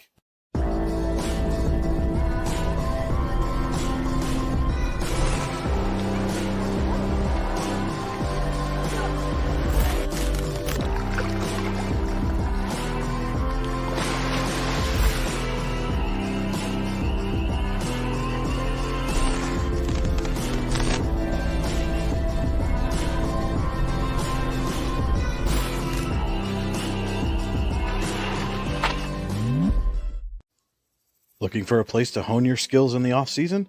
How about just a friendly pickup game, or even a new league to join? Then head to the Hub at PF in Russell. An all-weather athletic facility, the Hub has everything you need to get your game on, from basketball and volleyball courts to indoor batting cages. And more than just an athletic facility, the Hub also plays host to special events like concerts and worship services. The Hub is a proud supporter of local athletes and wants to thank the community for all its support over the last 2 years. Icy Ink Screen Printing and Embroidery, located at 2043 Pennsylvania Avenue East in Warren. We offer screen printing and embroidery on apparel, as well as graphic design, web design, photography, and custom frames, and specialize in youth fundraisers. We also offer photography services and custom frames. Check out our Icebox stores online at icyink.com or give us a call at 814-688-0034. Let's meet, drink coffee, and design some cool shirts. Be cool, wear Icy. Hey, this is Joe. And this is Sketty. And we're the hosts of the Beehive Sports Podcast. Do you like uncut looks into all things sports? If you said yes, then this is a sports show for you. Live weekly shows broadcasted on Facebook, YouTube, and Twitter, covering everything from local sports in northwestern Pennsylvania all the way to the pros. Not to mention the hottest takes you will ever hear. Follow us on all social media platforms and tune into episodes today. Hi, Chris Rossetti here from D9 and 10sports.com. I wanted to take a second to tell you about one of the best restaurants in all of Western Pennsylvania, the Allegheny Grill in Foxburg, PA. With indoor and outdoor dining, you can enjoy prime rib all weekend long, or perhaps it is their full wings served on Thursday wing nights that you're after. From celebrating a special occasion to hanging out with family and friends, the Allegheny Grill in Foxburg is the place to be. As they like to say, you come for the food and you stay for the view. Reserve your table today at AlleghenyGrill.com. Welcome in to the Pizza Huts of Grove City and Clarion halftime show here from War Memorial Field in Warren. At halftime, it's Warren 21, Titusville 14. We're going to take a look now at our halftime stats, brought to you by the Brooks Hugh R. Ledbetter Sportsperson of the Year Award. The Brooks Hugh R. Ledbetter Sportsperson of the Year Award and accompanying scholarship are awarded to an athlete or athletes who compete in at least one full season in either District 9 or District 10 and who display qualities of being a good person, a leader, community-minded, and wanting to make a difference. Find out more at yourdailylocal.com/BHL Award. Want to say congratulations again to Selena Buttery, our inaugural BHL Award winner. And absolutely very deserving and set the bar incredibly high with all the work that she's done with Project Grace. But I digress. Andy, halftime stats? Well, I'll get to those in a second, but just to build off of that, just for one more second, got a chance to do the game down in Brockway with a couple weeks ago. Selena's dad, Steve, very proud papa, and Selena doing well out there at Chaminade University in Hawaii. They just had their team photo day for the basketball team. So anyway, now to the halftime stats. We have a lot of offense. Warren with 301 yards of total offense. Titusville with 250. We'll start with the Dragons. Eric Dippold, 4 of 8 through the air for 166 yards and a pair of touchdowns to Tommy Nyquist and Caden Wright. Both of those covered 80 yards. Nyquist, 1 reception for 80 yards. That was the 80-yard touchdown. Wright, 2 receptions for 85 yards. And Johnny Corbett, 1 reception for 1 yard for the Dragons. Titusville's run a lot more plays than Warren. Tommy Nyquist, 5 carries, 142 yards, and a touchdown. Of course, had the 69-yard touchdown run for the Dragons. Also ripped off a long 63-yard run that got the Dragons with the first and goal to go situation on a drive they did not end up scoring on. Believe it or not, Ethan Sens, 6 carries for 16 yards for the Dragons, and Dippold was sacked, had a rush for -6 yards, and a bad snap there counted as a loss. Team loss of 17 yards there on a team rush. So 301 yards of offense for the Dragons. Again, Nyquist with 222 yards of offense on his own, combined rushing and receiving. Now, for the Titusville Rockets, Ian McDonald, 10 of 14. Dipple, I should say, also had an interception. That was Brock Cavell, the interception. Ian McDonald, very efficient through the air, 10 of 14, 129 yards, and a pair of touchdowns to Cavell and Cameron Mong. Mong has 4 receptions for 73 yards and a touchdown. Brock Cavell with 3 receptions for 47 yards, and Jackson Cavell with 3 receptions for 9 yards for the Rockets. Jackson Cavell blowing away from me there a second. 15 carries in the first half for 72 yards for the Rockets. Mong, 2 carries for 26 yards, and McDonald, 3 carries for 19 yards for the Rockets. Again, Warren, 301 yards of offense in the first half. Titusville with 250. So these two teams have had no problem moving the ball up and down the field here, as you've seen if you've been with us here in the first half. And again, our halftime stats brought to you by the Brooks U.R. Ledbetter Sportsperson of the Year Award. You can find out more at yourdailylocal.com/BHL Award. And now let's take a look at our scoring summary. A little interesting trivial note here is every touchdown was at least 20 yards this evening. Our scoring summary brought to you tonight by Warren General Hospital. Exceptional care, exceptionally close at Warren General Hospital. All right, it was Eric Dipple to Tommy Nyquist, an 80-yard touchdown pass at the 5:48 mark of the first quarter. Rex's PAT made it 7-0, and just over 4 minutes later, it was Nyquist, a 69-yard touchdown run at the 1:16 mark of the first quarter. Rex's PAT was good. That made it 14-0. Titusville came storming back in the second quarter. Brock Cavell, 25-yard touchdown pass from Ian McDonald. Reeves' kick was good. That made it 14-7 at the 10:41 mark of the second quarter. And just over 2 minutes later, it was Mong, a 21-yard touchdown pass from McDonald. Reeves' kick was good at the 8:06 mark of the second quarter. That made it 14 apiece. And at the 3:38 mark of the second quarter, Eric Dipple, an 80-yard touchdown pass, his second of the game, this one to Caden Wright. And Rex's kick made it 21-14 at the 3:38 mark of the second quarter. And that is where we stand here at the half.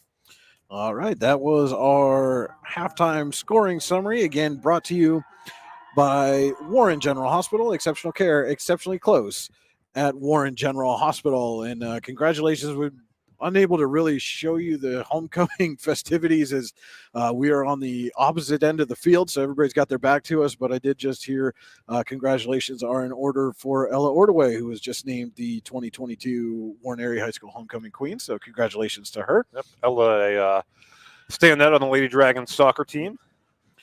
And with that, we are going to take a commercial break. We'll have more with the Pizza Huts of Grove City and Clarion halftime show right here on the YDL Sports Network. Ready to break into a rewarding career? Elwood National Forge can help. Elwood National Forge produces critical defense-rated parts to all branches of the United States military, meaning each day our employees are doing their part to support the men and women protecting our country. With multiple positions currently available and several career paths to choose from, Elwood National Forge offers on-site and on-the-job training, competitive pay and benefits, including 401k and insurance that start the date of hire, paid time off, and long-term job security.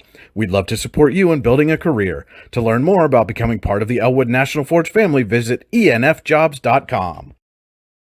Whether retirement is just around the corner or years away, John Bongiovanni, Lucas Slazak, and Adam Jack of Generational Wealth Management in Erie and Bradford are here for you. John, a Forbes-recognized best-in-state wealth advisor, Lucas and Adam provide customized investment advisory solutions and retirement planning services. Generational Wealth Management offers world-class investment services and internationally recognized insurance products from Northwestern Mutual, an industry leader. The Generational Wealth Management team provides a high level of expertise and service to their professional and business clients. Contact the Erie office at 814-651-0838 or the Bradford office at 814-368-4065 or check them out online at gwm.nm.com. Hi, this is Chris Rossetti from D9and10sports.com. If you're like me, you may have experienced some aches and pains like a sore back, a stiff neck, or a wonky knee. Well, I've got the place for you. The Rehab Center with 6 convenient locations, including in Brookville, Clarion, and Katanning, is the place to go. The friendly staff and knowledgeable doctors will get you back in the game quicker than quick. I know, I've been going to them since 2009. So the next time your back, neck, knee, shoulder, or anything else acts up, call them for an appointment at 724-478-1501. Do you know an athlete who goes above and beyond in competition in their life? One who shows sportsmanship, compassion for others? The Brooks Huar Lebeter Sportsperson of the Year Award is made for them. The Brooks Huar Lebeter Sportsperson of the Year Award is for a high school athlete who has competed in at least one full season in either District 9 or District 10, and who displays the qualities of being a good person, leader, community-minded, and wanting to make a difference. To donate to the Scholarship Fund or to find out more about the award, go to yourdailylocal.com/BHL Award. Golfing at one of the prettiest golf courses around is what you get when you play around at Hunter Station Golf Club just outside of Tonesta. Located in the Allegheny Mountains with a spectacular view of the Allegheny River, Hunter Station offers something for everyone. The rolling hills of the front nine, coupled with a back nine situated along the banks of the Allegheny River, create some of the best views in all of northwestern PA. And when you're done with your round, enjoy a delicious meal or a cold drink in our restaurant and bar. Looking for a place to stay? Hunter Station has you covered there too with play and stay packages. Find out more at hunterstation.com. What's the recipe for surprising the kids, treating yourself, and ditching dish duty? You're looking at it. Order your Pizza Hut faves like original pan, original stuffed crust, and more at pizzahut.com. No one out-pizzas the Hut. Welcome back to halftime here at Warren Memorial Field. Warren leading Titusville 21-14 at the half. It is now time for a look at our out-of-town scoreboard, brought to you tonight by Swift Kennedy & Company, the official insurance provider of the YDL Sports Network. Swift Kennedy & Company, insurance with integrity since 1921. Visit them online at swiftkennedyandco.com. All right, Brian, first of all, in District 9, Bucktail 22, Otto Eldred nothing. That game is in the second quarter. Red Bank Valley and Port Allegheny in the other game you can see right here on the YDL Sports Network is scoreless at the half in a matchup of probably the two top teams in Class 1A in District 9. Union AC Valley all over Smethport at the half, 42-0. St. Mary's leads Bradford at the half, 12-0. Also at the half, Brockway and Ridgeway locked up in a good one, tied at 13 apiece. Brookville on top of Karnes City, 14-0 at halftime. In the third quarter, it's Elk County Catholic 13, Cameron County 8. Central Clarion County all over DuBois at the half, 31-0.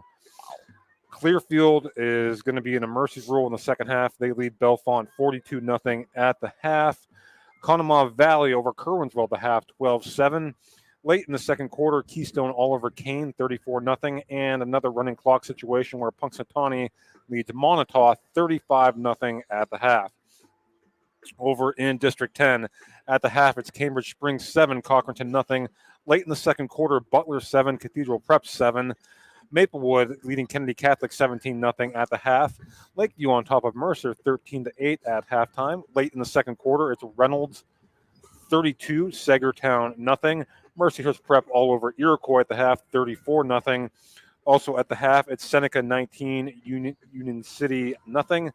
Farrell leading Sharon in the Steel Bowl 14-0. That game is late in the second quarter. Also late in the second quarter, Hickory 14, Greenville 6. The half, Grove City all over Sharpsville 24-7. And Slippery Rock handing it to Wilmington at the half 34-0. Oil City over Connie, maybe a bit closer than people expected, 16-7 at the half. Of course, our game here, Warren leading Titusville 21-14. These next three games, well, I apologize that are not all at the half. Girard leads Corey 14-13. That is at halftime, as is General McLean with an 8-0 lead over Fairview. St. Clairsville, Ohio 7, Fort LaBeouf 0 in the second quarter. And at the half, it is Northeast 12, Harbor Creek 0. All right, that was a look at our out-of-town scoreboard. Again, brought to you by Swift Kennedy and Company, the official insurance provider of the YDL Sports Network. Visit them online at swiftkennedyandco.com. Going through some of those scores, Andy, anything, obviously Port Allegheny and Red Bank is a marquee matchup in District 9 tonight. Again, you can see that here on the YDL Sports Network. Little surprising, not that they're tied, but that they're scoreless at the half.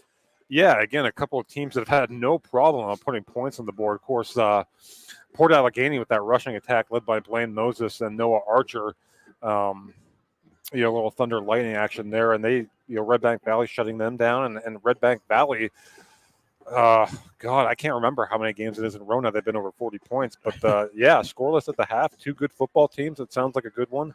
Again, that game also you can find here on the YDL Sports Network. Another one that surprises me in District 9 a little bit, Brookville leading Karnes City 14-0 at the half. That's a Brookville team that got off to a really rough start this season, but has really turned it on and is looking like they could be a threat here in the second half of the season as we get towards the playoffs.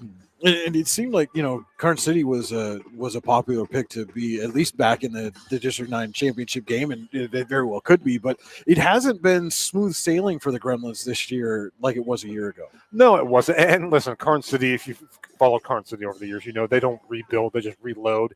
A little, not really a transition year for them, but that was an awfully good football team last year. I was there. They played Farrell in the state quarterfinals down there at Karnes City in a snow globe last year. I got to cover. That was that was a whale of a football game, and Karnes City gave Farrell all they could handle in that game. But a little bit. They're not struggling, but they're just maybe not as dominant as a team as we've seen in the past from some of the Gremlin teams in years past. And then taking a look at the scores across District 10, anything in District 10 that really jumps out to you? I know we mentioned maybe Oil City only up 16-7 on Conneaut, but this was a Conneaut team that Warren needed a last-second field goal to get away with a win there. But again, a little surprising that they've been able to somewhat limit that potent Oil City offense. Yeah, and hold on a second. 16-7 at the half. However, you know where I'm going with this. Ethan Knox, according to our buddy Joe Lednowski, 26 carries for 236 yards and a touchdown. Also has an interception on defense. Stevens also with a 1-yard touchdown run for Oil City in that game. Osborne, a 73-yard pick six for Cash to account for their score. Boy, Oil City doesn't put the ball in the air a lot. That's surprising. I mean, anything else across District 10, some of those other scores that really stands out to you? Or I mean, it seemed like most things were kind of going chalk based on the way the season has progressed thus far. Yeah, General McLean Fairview 8-0 at the half. That's kind of what I expected. That's a good ball game there. I think Grove City over Sharp, just handing it to Sharpsville right now. I got to see Sharpsville last week. They were they came into that game unbeaten. Farrell put a big end to that. As the Steelers are wont to do to most teams. Yeah, but again, Grove City is the defending District 10 Class 3A champions, and we've talked about this a lot. 3A is kind of, I don't want to call it wide open because you have a lot of good football teams, but I think Grove City's kind of making a statement here late in the regular season that, hey, maybe you should be talking about us as the favorite once again here. And this is, if that holds into the second half and they continue to handle Sharpsville the way they do, that's a big time statement win. Yeah, absolutely. And I was there for that championship win for the Eagles a year ago. And that was a team that didn't lose a whole lot of talent from that district championship team from last season. And again, both quarterbacks in that game, Hunter Homan for Grove City and Colin Summers for Sharpsville, not just good, great wrestlers as well. And so they're, again, it's still plenty of time left, but Grove City so far in control in that one. And getting back to this game, again, we talked about that resurgent Titusville offense, and we see both offenses here this evening just really racking up yards, racking up points, and doing it with big plays. Yeah, and again, you have, as Warren re-enters the field here, Tommy Nyquist is one of the more dynamic athletes. We talk about not just football, basketball as well, athletes in District 10. And you see, he does not need a lot of space. The Wildcat play he scored on in the first quarter really just barely got the edge, and he was just turned it into another gear. And conversely, Caden Wright on that 80-yard touchdown pass, it was a good throw from Dipple, but Wright just did a great job of high pointing that football right about midfield, and he was off to the races.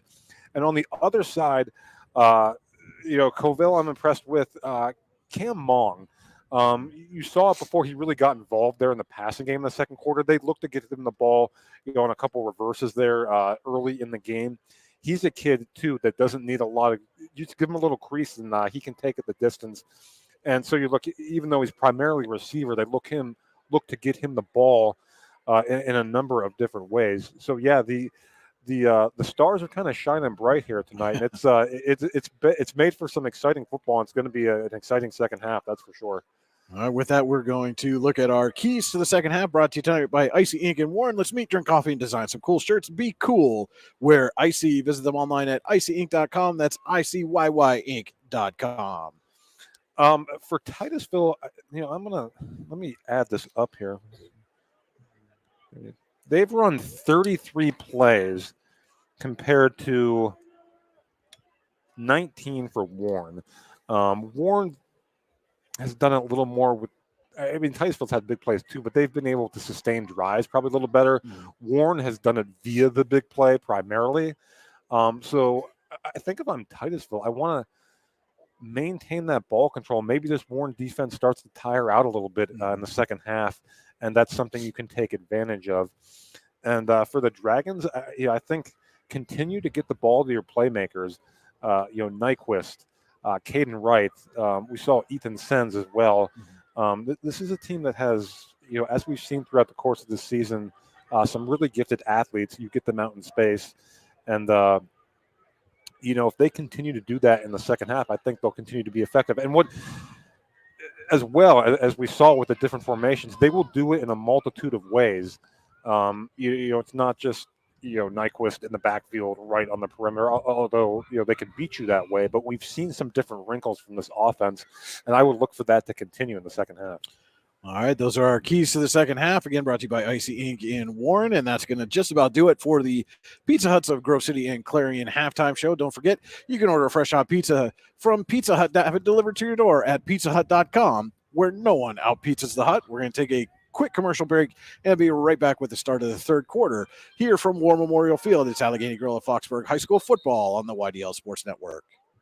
What's the recipe for surprising the kids, treating yourself, and ditching dish duty? You're looking at it.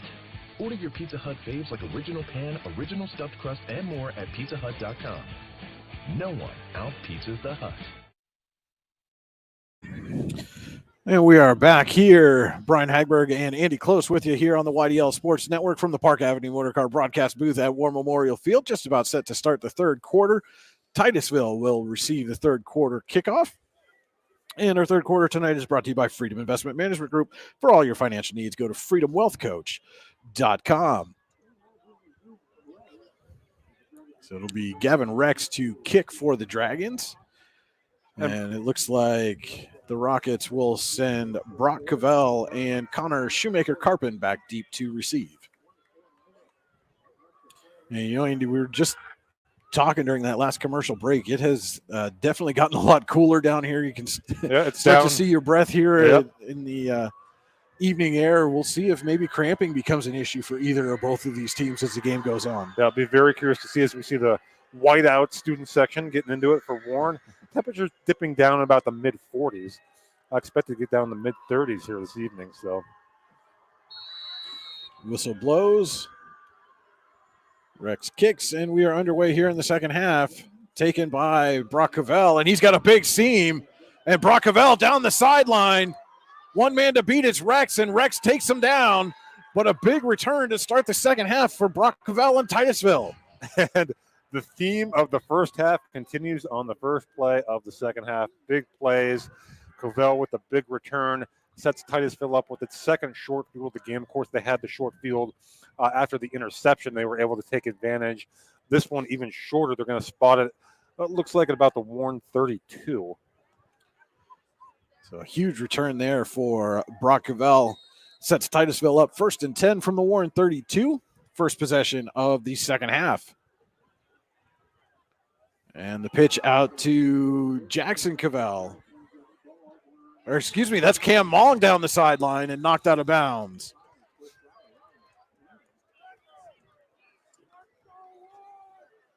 And Mong is going to be marked out at the 12-yard line. So a 20-yard gain on first down for Cam Mong, and the Rockets have a Ty Nesta Builder Supply first down from the Warren 12. Yeah, talking about getting Mong the ball in a variety of ways. He now has 3 carries for 46 yards.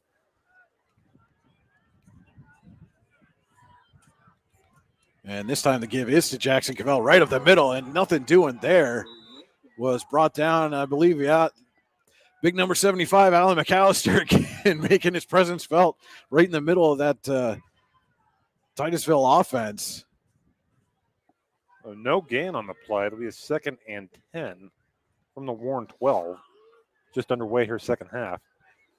And Titusville looking to tie this one up here.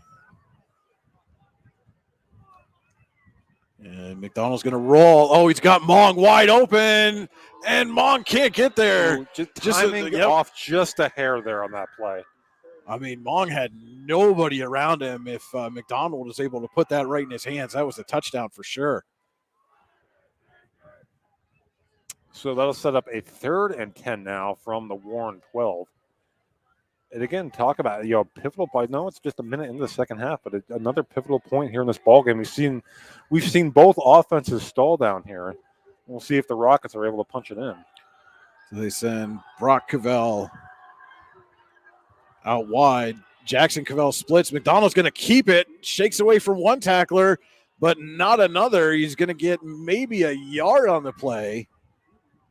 But it is 4th down coming up here for the Rockets. Are they going to – looks like they're sending the field goal unit out. Maybe. It certainly does.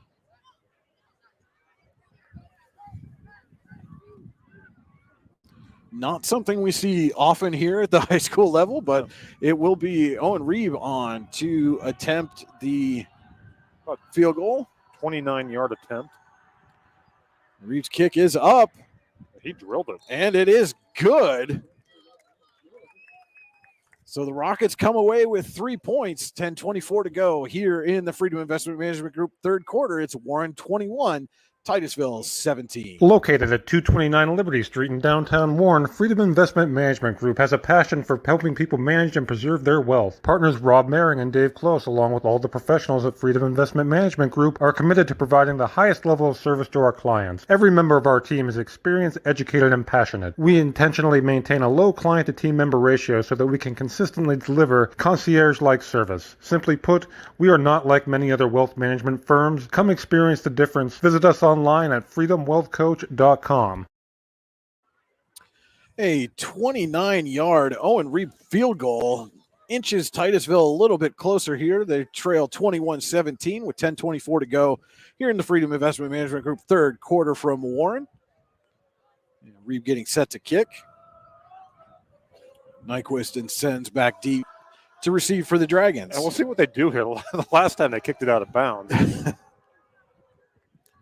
It certainly appears as though they've been intentionally kicking away from Tommy Nyquist, and they do so again. Sen's going to take it at the 10. Head of steam. And he's going to get taken down at the 21. And that's where Warren will take over, looking to add to its lead here.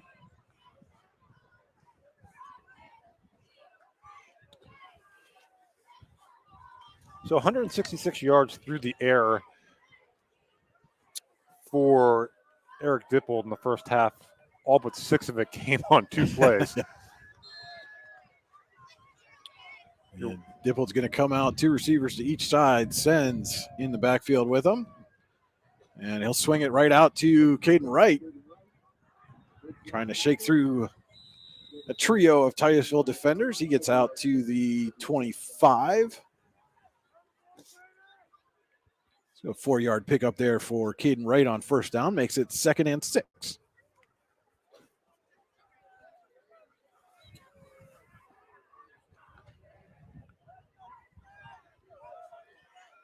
Again, Warren coming out in the spread.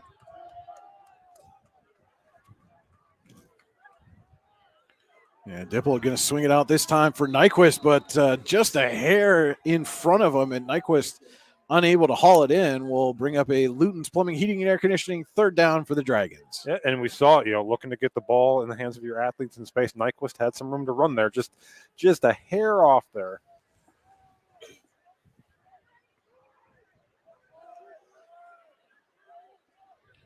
And 3rd and 6 from the Warren 25. Dippold sends Corbett in motion. Crossing, looking for Sheen, and the defender all over him. He's going to draw a flag. Yep, I thought so. Got there just a hair early. Braden Johnson defending that play. But that's maybe a penalty that Titusville takes, because if he doesn't commit it, Colin Sheen might be off to the races. Yeah, it was, at the very least, it looked like an easy first down pickup. So, yeah, not the worst of penalties to take there.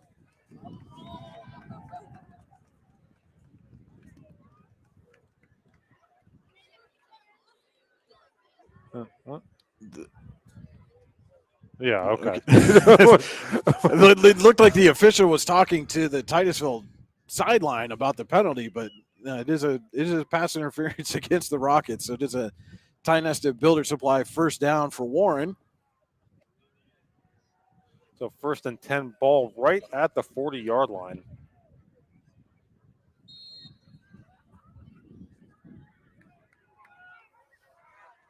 And with a fresh set of downs, we'll see if the Dragons continue to go through the air. If they try the ground game here, it will be a handoff to Sens. Right off left tackle, he bursts through into the secondary. Ethan Sens into Titusville territory and down at the Rockets' 36-yard line. A gain of 24, the longest run of the night so far for Ethan Sens. And again, that was nothing fancy about that. Another Tionesta Builder Supply first down for the Dragons as they are into Titusville territory.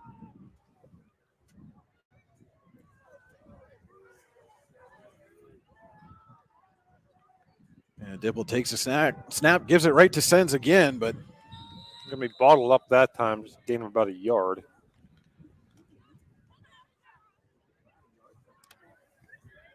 looked like that was 68 Coleman Knapp on the stop there for Titusville. Gain of a yard for Sens. We'll make it 2nd and 9.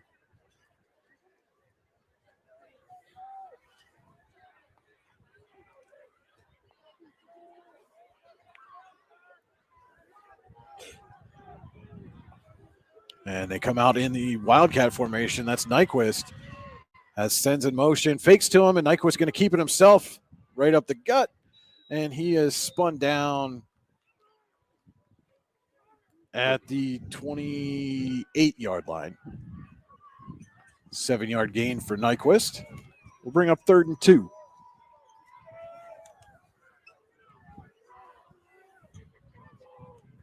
Corbett comes in with the play.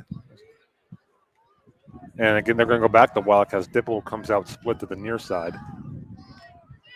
Dippled, Sheen, and Wright to the near side. Sens and Corbett to the far side. Now Sens goes in motion. Nyquist has the option. He's going to keep it himself. And Tommy Nyquist is going to score for the 3rd time tonight. 28 yards. Did you see the little fake he gave there on the pitch? That was a thing of beauty. And Nyquist fakes the pitch and then is off to the races. And Warren is back ahead by 10 with the extra point pending. All right, Nyquist's shortest touchdown of the night, 28 yards. And still, we have yet to have a touchdown play go for less than 20 yards here. Rex on to attempt the extra point. And he gets it up and through. So 7:47 to play here in the Freedom Investment Management Group 3rd quarter. It is Warren 28, Titusville 17. We'll be back with more Allegheny Grill and Foxburg High School football on the YDL Sports Network. Hey, this is Joe. And this is Sketty. And we're the hosts of the Beehive Sports Podcast. Do you like uncut looks into all things sports? If you said yes, then this is a sports show for you. Live weekly shows broadcasted on Facebook, YouTube, and Twitter, covering everything from local sports in northwestern Pennsylvania all the way to the pros. Not to mention the hottest takes you will ever hear. Follow us on all social media platforms and tune into episodes today.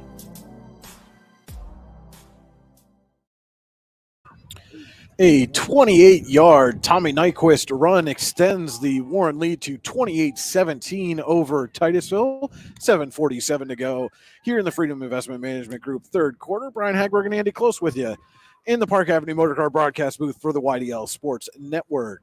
And Tommy Nyquist up to 177 yards on the ground on just 7 carries. Rex to kick it off, and it's a little squib kick, goes right through the line, and Titusville fumbles it, and Warren has it. Wow, my goodness. And the Dragons caught the Rockets completely off guard on that. Rex just squibbed it right through the line.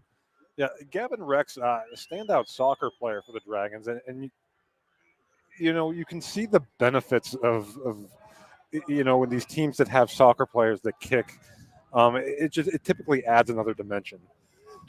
So Warren will get the ball right back, starting at the Titusville 41.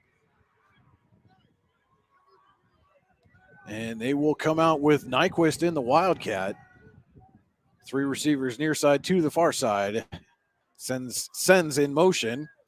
And the pitch is to Caden Wright. Caden Wright down the sideline, and big hit downfield by Corbett, but he's going to draw multiple flags on that one. Yep, that one's coming back.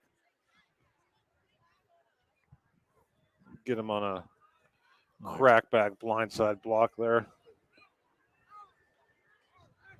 And the thing is, it wasn't really necessary either. Wright was kind of going out of bounds. But yeah, that was a relatively easy call there for the officials. So that will back Warren up to the 44. So net loss of 3, make it 1st and 13.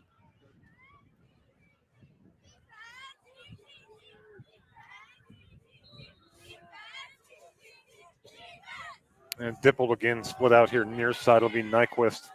Now Wildcat look. Sends in motion again, and this time he'll get it. And right in the backfield and dragging him down was J.J. Miller. Loss of 5 there. Great pursuit there by Miller. Was not fooled there as you thought Nyquist might take off with it, but he gives it to Sens, and Miller was Johnny on the spot. Big loss. Makes 5-yard loss to the 49. Will make it 2nd and 18 coming up here for the Dragons.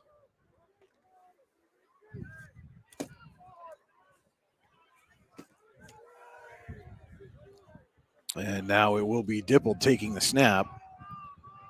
That sends a sidecar to his left. 3 receivers that side. Caden Wright, the lone receiver. And Dipple is going for him. Wright has a step, but couldn't quite catch up to the ball. Yeah, again, one-on-one coverage with your best receiver. Dipple took a shot, just overshot him a tad. Was that Johnson on the coverage? I believe that's number 11, Braden Johnson. And it took Dipple, Wright, probably an extra step longer than Dipple was anticipating to get separation there. So that'll set up a 3rd and long for the Dragons. Again, they're taking over here in plus territory after that little squib hit there fooled the Rockets. And when you get backed up on 3rd and long, call Luton's Plumbing, Heating, and Air Conditioning. You get you moving again. Visit them online at lutonsplumbing.com. And Dipple back to pass again. Looking for Wright down the middle. He's wide open. Wright with the catch. 49 yards for Caden Wright and a touchdown. Wright from Dippold again and again. Another huge pass play. Another huge touchdown for the Dragons. This one a 49-yarder.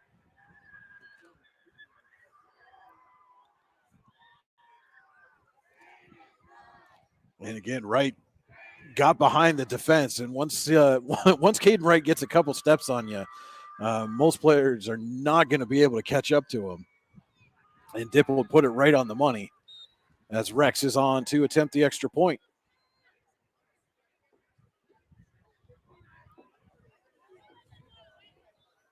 And this one's going to get blocked. Yeah, that one never had a chance. So the extra point is no good, but it is 34-17. Warren leading Titusville. 6:34 to go here in the Freedom Investment Management Group 3rd quarter. We'll be back with more Allegheny Girl of Foxburg High School football on the YDL Sports Network. With locations in Chippenville and Tionesta Builder Supply is a full-service home improvement center specializing in everything you need to build or remodel your home. From power tools and accessories to paint and sundries and general hardware merchandise, Tionesta Builders has everything you need to get your project done quickly. Find out more at tionestabuilders.us and like them on Facebook. What's the recipe for surprising the kids, treating yourself, and ditching dish duty? You're looking at it. Order your Pizza Hut faves like original pan, original stuffed crust, and more at pizzahut.com. No one out-pizzas the Hut. A 49-yard touchdown strike from Eric Dippold to Caden Wright, and suddenly it is Warren 34, Titusville 17 here in the Freedom Investment Management Group 3rd quarter. And Rex squibs it again, and this time the Rockets are able to pick it up right at the 30, and then cutting through the defense and out into Warren territory. That was number 25, Ben Finley, on the return for Titusville. And the Rockets are going to start in plus territory. Yeah, so again, 2 big kickoff returns for the Rockets here in the 3rd quarter, setting them up with yet another short field. We'll see if they can – well, they did take advantage of the first one. They got the field goal. But I would say with the score 34-17 now, a touchdown would probably be critical at this point for the Rockets. So they take over 1st and 10 from the Warren 44. Send Mong in motion. They're going to pitch it out to him. And Mong splits through the defense and is going to get to the sideline before being driven out of bounds at the 27-yard line. It's a Titusville Builder Supply first down for the Rockets. I just love how creative this Titusville offense is with finding different ways to get Mong the ball. Now up to, well, let's see, 63 yards on just 4 carries. Some motion, some misdirection, just, really impressed with the play calling here from the Rockets. 1st and 10 from the Warren 27. They send Mong in motion again, pitch it out to him again, and he cuts inside as Dragon defenders were in the backfield. Give him a yard. Did he pick up a yard? Looks like they got him right back to the maybe about 6 inches on that on that carry for Mong. So we'll call it 2nd and 9.5. Sounds good to me as we reach the midway point here of the third quarter.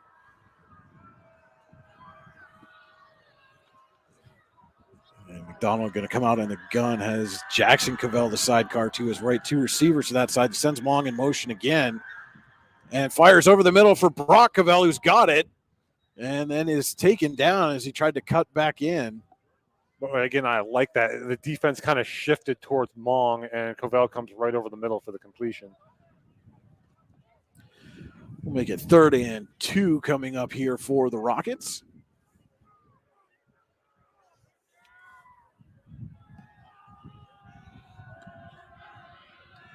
And they come out in that jumbo set again. And they give to Jackson Cavell up the middle. And it looks like he's going to have just enough as they are signaling it is a Titusville Builder Supply first down, Titusville.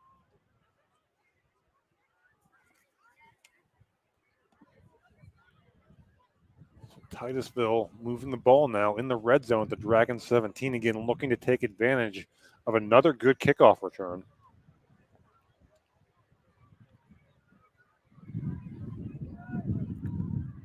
So now they send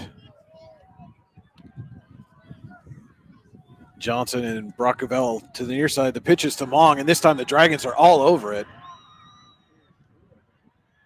3 players in the backfield making the stop on Mong. It'll be a loss of... Looks like about 3. Yeah, back to the 20. Yep, loss of 3. Make it 2nd and 13.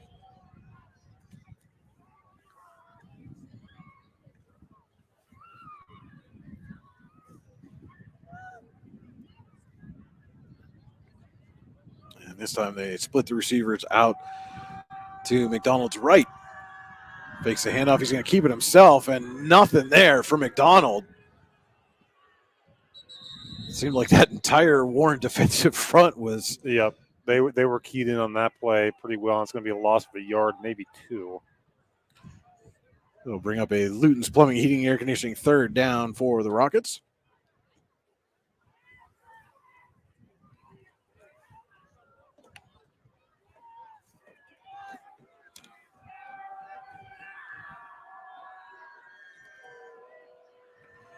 And McDonald back to pass. He's flushed, rolls right. There's a flag down. Pass is caught by Cavell down inside the 5. But it is a hold against Titusville, and McDonald's reaction tells the story. Yeah, he's frustrated. He made a good throw on that play on the run to Cavell, and that was going to be a 1st and goal to go situation, but the hold will bring it back. And credit Cavell for the catch, too. A diving catch there by Cavell. Well, as I'm watching that play develop, even after the flag was thrown, I'm like, boy, that doesn't have much of a chance. And, heck of a play there, but again, negated by the penalty.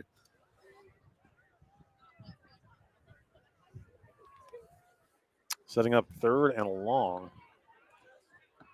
Ball all the way. Wow. Well, that hold was way back as McDonald was scrambling, so it was well in the backfield. But, yeah, it's spotted right at the 40. The Rockets have to get to looks like the 6 to pick up a first down here. Called 3rd and 34. Not much in the playbook for this one. Dragons coming with a blitz here. McDonald back to pass, and he is going to he gets it away, and Jackson Cavell on the catch. And he's still down the sideline. Is Jackson Cavell? What an unbelievable effort by McDonald. It looked like he was almost in the grasp for a sack there. Just an unbelievable effort. And to see Jackson Cavell just standing there, I'm not even sure if he saw him standing there just trying to get rid of it. Yeah. Just unbelievable effort. Now, well, would they try a field goal here? No, they're going to go for it. So I think Rehab has range here. This would be a 40-yarder. I mean, I saw him kicking it from this far in warm-ups, but again, with that temperature change and the footballs get a little colder, a little harder. So 4th and 16 coming up here from the 22. That last play actually made this a bit of a decision for Titusville. Jackson Cavell in motion. And Titusville's going to get backed up 5 more. Yeah, boy, that's tough. You can see either the right tackle or the tight end on the right side of the line there just lifted up out of his stance. Yep. So that'll move him back to the 27. They'll set up a 4th and 20, about 21.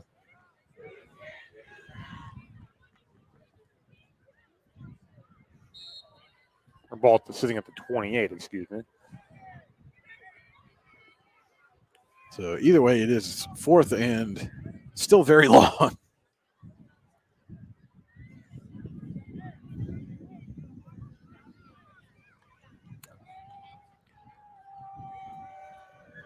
And McDonald's going to come out. It looks like Brock Cavell in the backfield with him, and he's firing, looking for it all, and incomplete. Battle for the ball down there in the corner. Looked like Johnson and Corbett. And Johnson able to knock it down, and the Dragons take over on downs. So that's a big stop. You know, Titusville, again, with good field position, able to get it into the red zone there. The penalty kind of set him. The penalty really hurt him there. And a stop for the Dragons, and they take over now, up 17 here as we wind down late in the third quarter. A score on this drive for the Dragons could really kind of put this game out of reach here as we head into the fourth quarter. A big defensive drive coming up for the Rockets. Sends in the backfield with Dippold. Dippold back to pass. He's going to swing it out to Sens. Sens has blockers in front, and he'll get out up of 36. Just shy of a first down. 30. See where they put that down. We'll call it a gain of 8. 2nd and 2 coming up here for the Dragons. As it's in between the 35 and the 36. Yep. We'll call it a gain of 8. Yeah.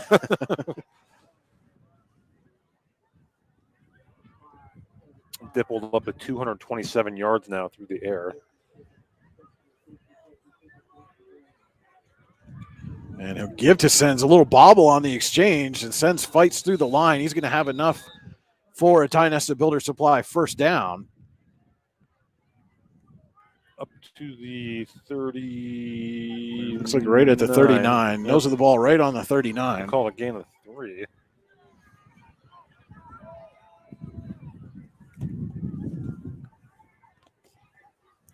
Sens is not a flashy, kid, but just does all the little things well.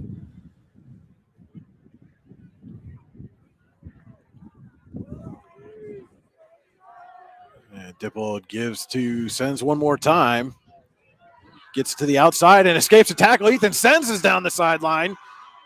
And he'll get knocked out of bounds deep in Titusville territory. At the Rockets, that looks like they're going to mark him at the 32.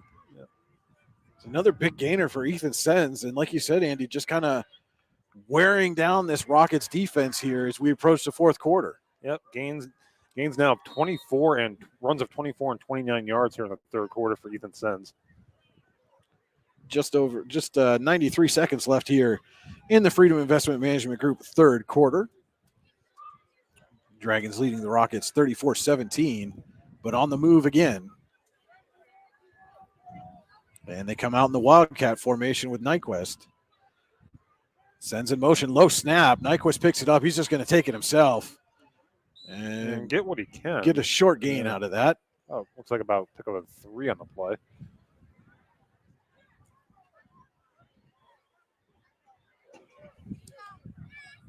Yep, we'll call it a 2nd and 7 from the 29.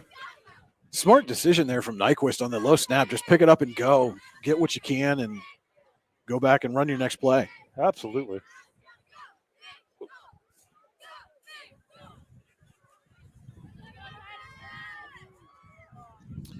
Second and 7 from the Titusville 29. Well, give me Nyquist lined up in the shotgun. It's right in motion this time. Fake to him. Nyquist going to go right up the middle. Avoids a tackle and nearly broke free for another one. That was Johnson on the ankle tackle, touchdown saving tackle. It sure was, boy. Nice play there by Johnson. It is enough for a Tionesta Builder Supply first down inside the Titusville 20 to the 18.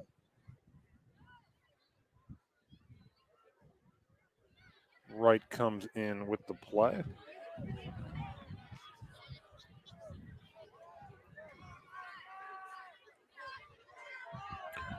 And the Dragons stay in the Wildcat with Nyquist.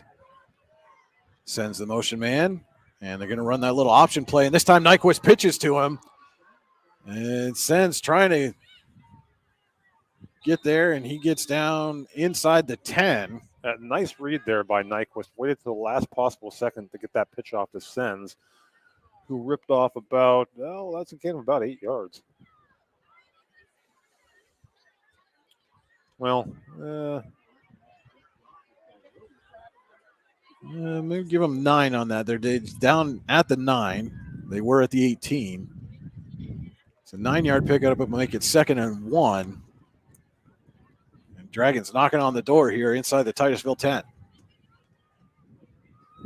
Oh, and the face mask on top of it will move the ball down to the 4 and make it 1st and goal. Yep. So a touchdown here really, opens this game up. 1st and goal from the 4. Dippold has Nyquist behind him, pitches to him. Nyquist looking to get it around the left side, and he's not going to get there. Yep, nice job there. Rockets come up and make a stop. That was, I believe, J.J. Miller again, the first one to get to him. Now we'll see if Warren runs another play here or lets this third quarter clock expire. And it certainly looks like the Dragons are going to take their 2nd and goal play as the first play of the 4th quarter. 3 full quarters in the books from War Memorial Field here in Warren. It is the Dragons 34, Titusville 17. We'll be back with more Allegheny Grill of Foxburg High School football on the YDL Sports Network. For all your automotive needs, look no further than the Warren Tire Center. From new tires to tire repairs, PA state inspections, wheel alignments, and auto detailing, there's so much more that we can do for you, and there's no reason to go anywhere but the Warren Tire Center in Warren, Pennsylvania. With over 40 years of serving the Warren and surrounding communities, it's always been a great day at the Warren Tire Center. We offer same-day service and walk-ins are welcome. Open Monday through Friday from 7:30 a.m. to 5 p.m., the Warren Tire Center can be reached at 814-723-8050 and on the web at warrentirecenter.com. What's the recipe for surprising the kids, treating yourself, and ditching dish duty? You're looking at it. Order your Pizza Hut faves like original pan, original stuffed crust, and more at pizzahut.com. No one out-pizzas the Hut. And just about set to start the 4th quarter here from War Memorial Field in Warren. Brian Hagberg and Andy Close with you here in the Park Avenue Motorcar broadcast booth. Our 4th quarter tonight is brought to you by Warren Tire Center. For all your automotive needs, look no further than the Warren Tire Center. We're more than just a tire store. Visit them online at warrentirecenter.com. 2nd and goal coming up here for the Dragons. Dipple gives to Nyquist, trying to go right up the middle, and again, Titusville there for the stop. That will bring up 3rd down.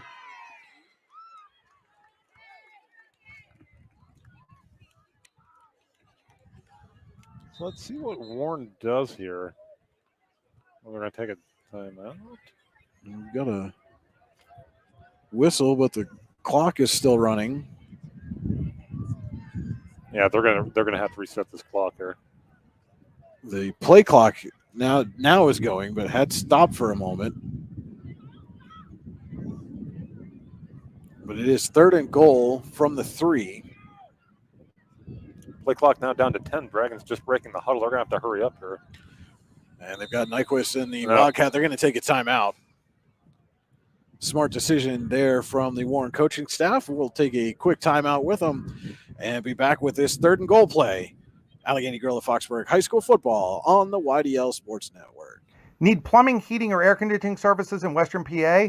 Then call Luton's Plumbing, Heating, and Air Conditioning in Clarion today at 814-226-8695. At Luton's Plumbing, Heating, and Air Conditioning, we believe that a service-oriented business like ours should give you quality care and a quick response time. That's why we stand on our promise, offering you reliable 24-hour service that gets your job done right when you need it. We can also be found on the web at lutonsplumbing.com. Again, that number is 814-226-8695. Warren will come out from this timeout facing a 3rd and goal from the Titusville 3, looking to put more distance between themselves and the Rockets, leading 34-17 here in the Warren Tire Center 4th quarter. It'll be Nyquist in the Wildcat. Sends in motion. And Nyquist going to keep it himself. It nearly lost it, but gets in for the score. Tommy Nyquist's 4th touchdown of the game. Sorry, Brian, didn't mean to cut you off there. No, and Nyquist nearly had that ball ripped away from him just as he made the cut. Able to corral it back in and gets in. And it is now 40-17. Warren leading Titusville. And it looks like the Dragons are going to go for 2 here after the last extra point attempt was blocked.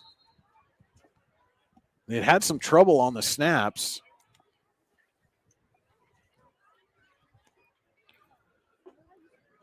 Dippold sends in motion. Pitches. No, he doesn't. He's faked it. Oh, wide open. It's Caden Wright. Wow, had me faked out. What a fake. Faked out too. Wow, what a fake there by Dippold. And then Wright comes wide open across the back of the end zone for the 2-point conversion.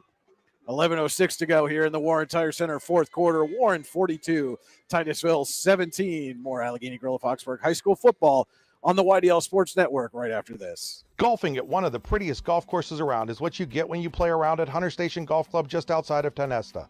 Located in the Allegheny Mountains with a spectacular view of the Allegheny River, Hunter Station offers something for everyone.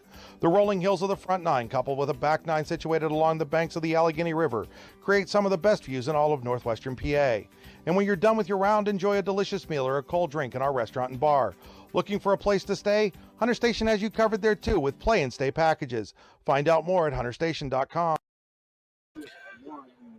A 3-yard Tommy Nyquist touchdown run and a pass from Dippold to Caden Wright for the 2-point conversion extends the Warren lead to 42-17 over Titusville. Gavin Rex getting set to kick off here for the Dragons. And another short kick, and this one's going to go out of bounds. Looked like Rex maybe got the tee on that one as it's across. I was kind of following the tee there. It went quite a ways. So Titusville will take over on the 35, trailing 42-17. And that Rockets offense, which had seemed to find a rhythm in the second quarter, has been shut down here in the second half by the Dragons. And credit the Warren defense, too. Titusville's been set up with a couple of short fields here, and the Dragon defense has stood tall. That's what's really kind of allowed them to open this game up in the second half. It was just a 7-point game at halftime. And again, just having some trouble getting the football exchange here,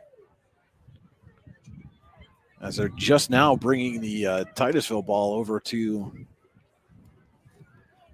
be placed. And excuse me, I said the 35. They're starting at the 40. I went out of bounds. I was looking at where the official was standing instead of remembering that the kicked it out of bounds. But it will be 1st and 10 from the 40 for the Rockets.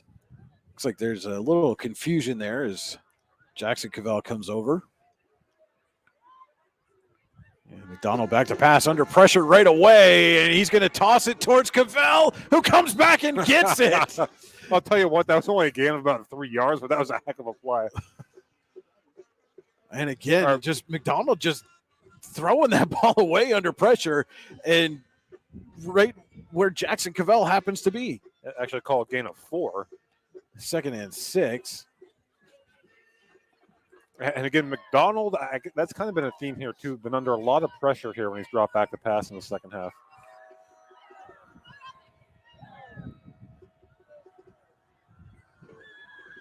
Two receivers far side for McDonald is in the gun, fakes to Cavell. Under pressure, finds him down the sideline, and Cavell lays out and makes the catch. Man, if he'd have hit him in stride. Well, that might have been 6. And it wouldn't have mattered because there's a flag in the backfield, and it's a hold against Titusville. And again, that was looked like Sam Harvey again in the backfield there for the Dragons. Boy, he's been wrecking havoc out there, really leading this Dragon front 4 there on defense.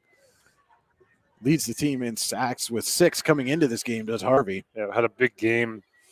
Him and Nick Panucci both had big games in the win over Mercyhurst Prep last week. So that hold will send the Rockets back to the 26, and we'll make it 2nd and 24. They have to get right to midfield to pick up a first down.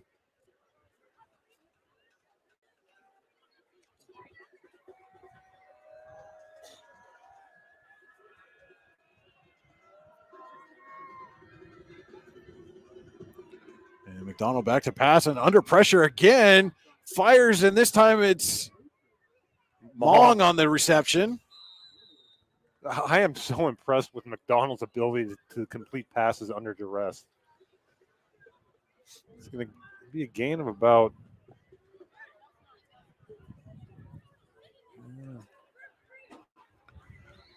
6, 7. And again, officials having a discussion. Oh, there's a flag down on the field. I couldn't see it beyond the Titusville player. So there's a flag. It's a block in the back against the Rockets. Going to back them up even more. And we've lost the scoreboard here at the field again. There we go.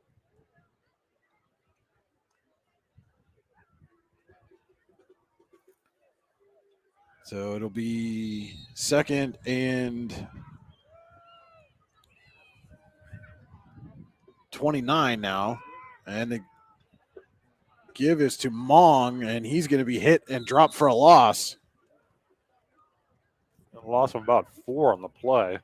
And the Rockets just going backwards on this drive. Yep. And again,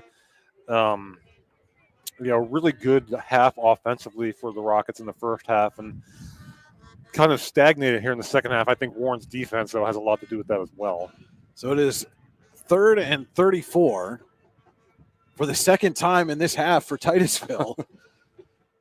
And don't forget, if you get backed up on 3rd and long, call Luton's Plumbing, Heating, and Air Conditioning to get you moving again. Visit them online at lutonsplumbing.com. As we're under 9 minutes to go here in the Warren Tire Center fourth quarter, McDonald back to pass, and he's going to fire downfield and overshoots the receiver. Was looking for Landon Wolfkeel. Yeah, getting safety help over the top there. That was going to be a tough one to complete. So it'll bring up a 4th and 34.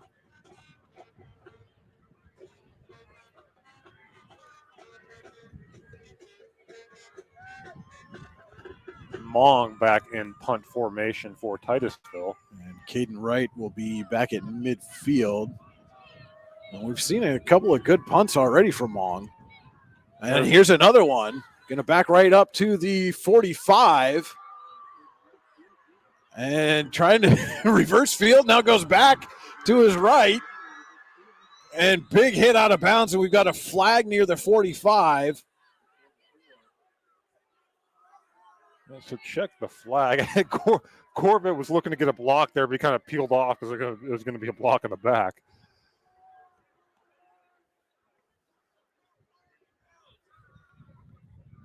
A flag down around the 43-yard line. And it is against the Dragons. Yep. Yeah, typically when you see a flag in that situation, it's on the return team. And such is the case here.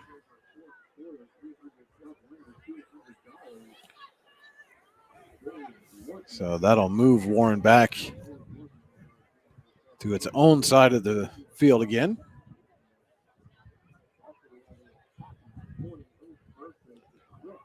And it looks like the Dragons will start at their own 47.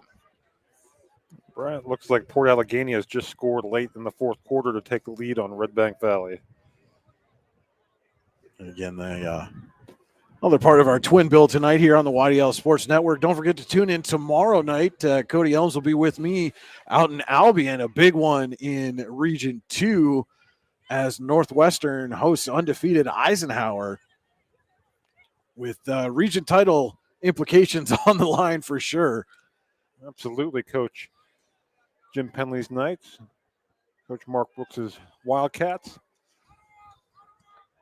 Should be a good one as we get a timeout here. Titusville is going to take a timeout, and we'll take one with them. This is Allegheny Grove Foxburg High School football on the YDL Sports Network. Hi, Chris Rossetti here from D9and10sports.com. I wanted to take a second to tell you about one of the best restaurants in all of Western Pennsylvania, the Allegheny Grill in Foxburg, PA. With indoor and outdoor dining, you can enjoy prime rib all weekend long, or perhaps it is their full wings served on Thursday wing nights that you're after. From celebrating a special occasion to hanging out with family and friends, the Allegheny Grill in Foxburg is the place to be. As they like to say, you come for the food and you stay for the view. Reserve your table today at AlleghenyGrill.com. And we're back here at War Memorial Field, 8:22 to go here in the Warren Tire Center fourth quarter. Warren about to take over possession here, 1st and 10 from its own 47, leading Titusville 42-17.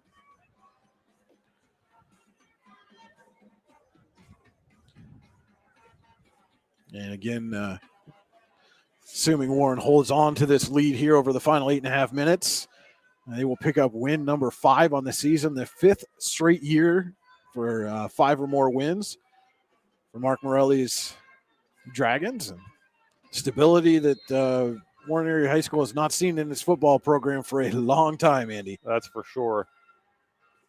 And the give is to Sens right up the gut. Ethan Sens breaks one tackle, nearly breaks another, but he's going to have enough for the Tynesta Builder Supply first down.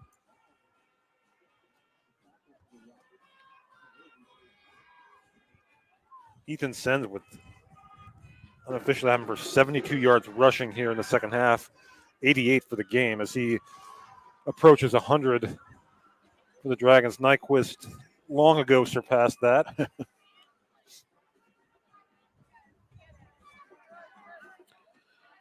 First and 10 at the Titusville 41.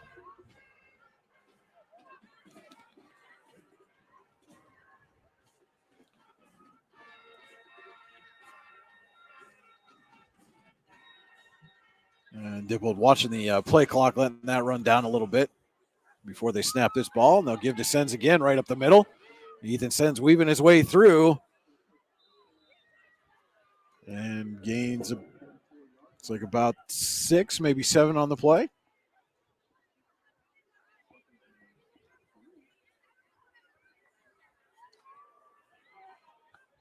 Out to the 34.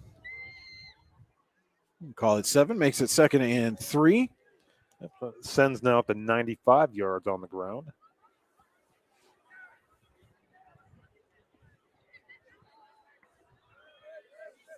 A little surprised the Dragons broke that huddle with 23 seconds left on the play clock.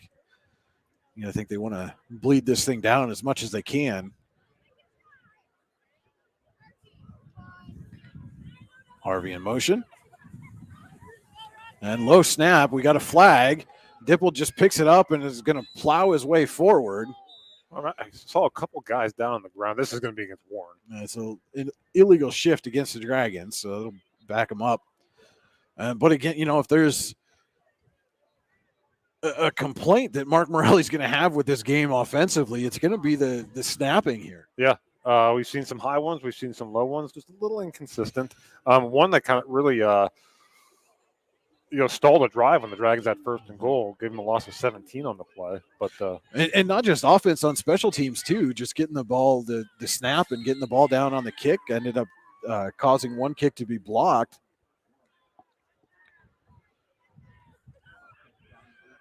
It'll make it 2nd and 8 here after the penalty.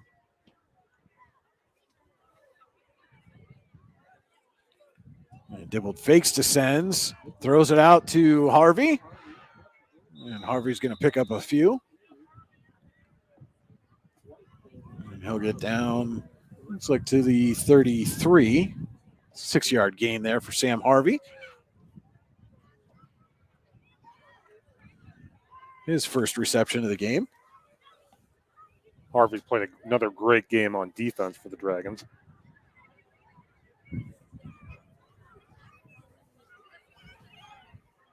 And a 3rd and 2 here for Warren as we hit the 6-minute mark of the fourth quarter. Again, fourth quarter brought to you by Warren Tire Center. Visit them online at warrentirecenter.com, where it's always a great day at Warren Tire Center.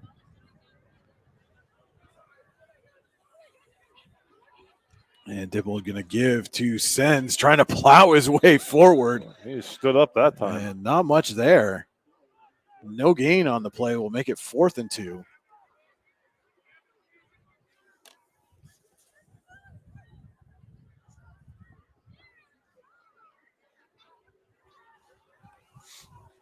And one of the few times that Sens run right up the middle has not worked for Warren. Warren, I thought they might take this all the way down, call timeout, but they're going to probably take it all the way down here and snap it on 4th down. Maybe try to get the Rockets to jump on a hard count here. Is that a Harvey in the back, or is that Sens? Oh, and they did. Yep. Wow. Titusville unable to maintain.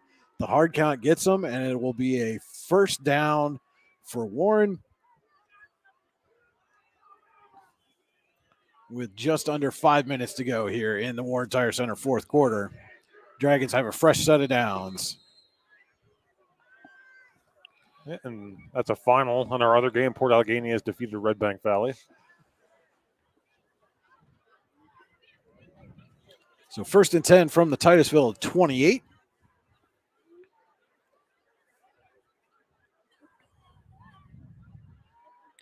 And again, Dipple just watching the play clock here.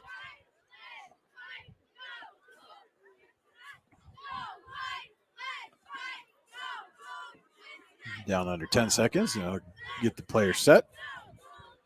Sends Nyquist in motion. Low snap again. They pitch it out to Nyquist. And Nyquist reverses field.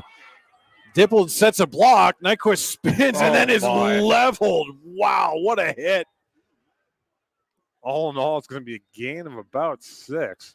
A whole lot going on that play. And I'm sure Mark Morelli does not want to see Tommy Nyquist taking a big hit like that. Nope. This late in a game where they have a big lead. That run does put Nyquist unofficially over 200 yards rushing for the game at 202. And now you see the Dragons taking a little longer to run the play in. A 5-yard pickup for Nyquist on 1st down makes it 2nd and 5. As they break the huddle with 10 seconds left and rush to the line. And we got a flag. False start against Warren. They'll back them up 5. And really, that almost works to their benefit because the clock's going to keep running, or they're going to set the ball, and the clock's going to start again.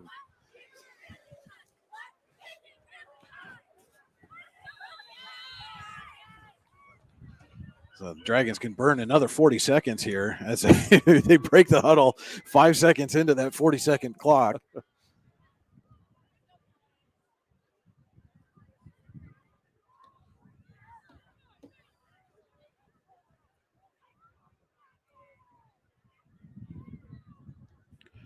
And, as a former lineman, I feel for those guys having to stay in that set position as Dibble watches the clock run down. It's funny. I was just thinking the same thing.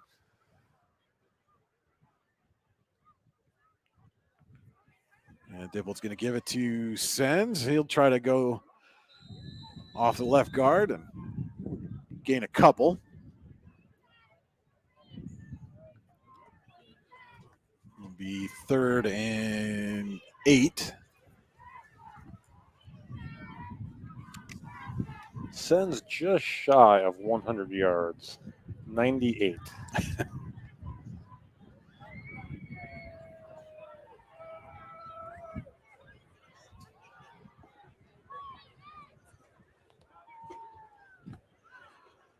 As we see, that's number 21, Adam Strandberg, coming in as Nyquist heads to the sideline.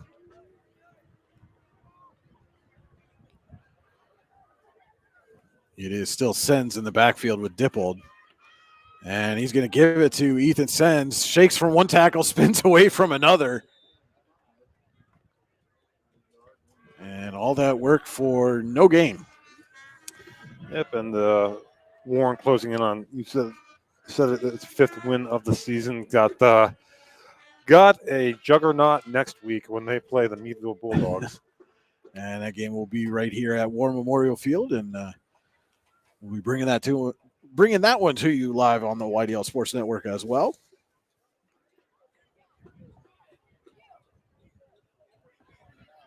As we are approaching the final minute of this one here, as the Titusville faithful are starting to head out. And they are going to let it run down and call timeout here, I do believe. So Warren will take a timeout, just under a minute to go here in the Warren Tire Center 4th quarter. Want to remind everybody to tune in about a half an hour for the Generational Wealth Management Extra Point Show with JB Graphics right here on the YDL Sports Network. We'll have scores from across both districts, as well as player and coach interviews, analysis on the games, and so much more. That is the Generational Wealth Management Extra Point Show at 10 o'clock here on the YDL Sports Network. Thanks to Adam Jack and company. Adam, the former Smithport coach. Also want to indulge our listeners and watchers for just a second, if I could. Want to Freedom Investment Management Group, another one of our sponsors. Dave Close and his wife, a.k.a. my parents, want to wish them a happy 40th wedding anniversary on Sunday. Happy anniversary to the Close family. As the Dragons line up here on 4th and 8.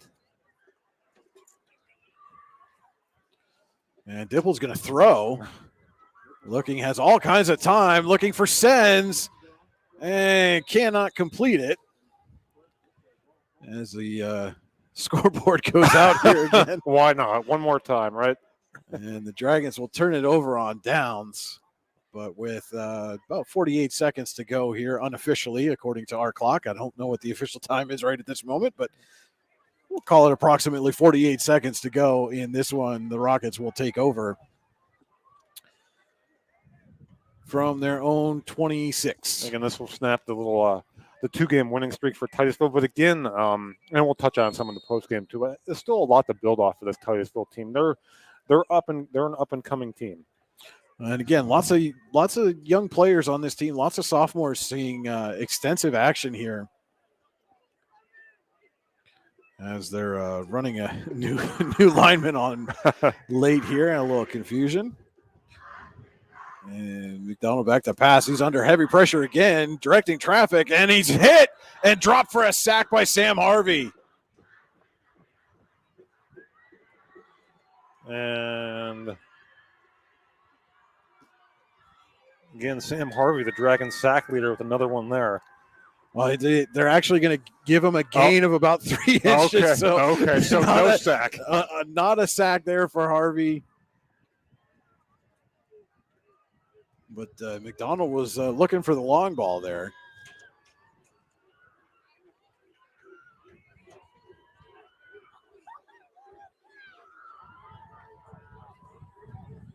Then Titusville will go to 3-5 with the loss. Warren to 5-3 with the win. McDonald rolling. Avoids some pressure, looking, and he's going to be hit and drop for a loss this time. And I'm not sure how much I would have him out there rolling around, taking big hits like that. Not at this point. As I drop my And pen I think there. they're gonna send him off. He looked a little. Yeah, and they don't have to not run another play. That'll do it.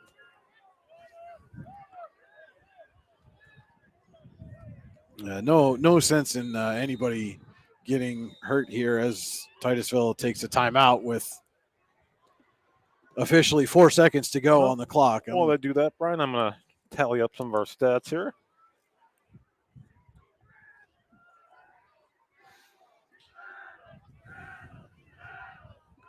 At this point, I know coaches are always wanting to run their offense and get as many plays in as they can, but again, you just kind of wonder if it doesn't make sense to let those 4 seconds expire and get out of here healthy at this point with another game, possibly 2 ahead on the schedule.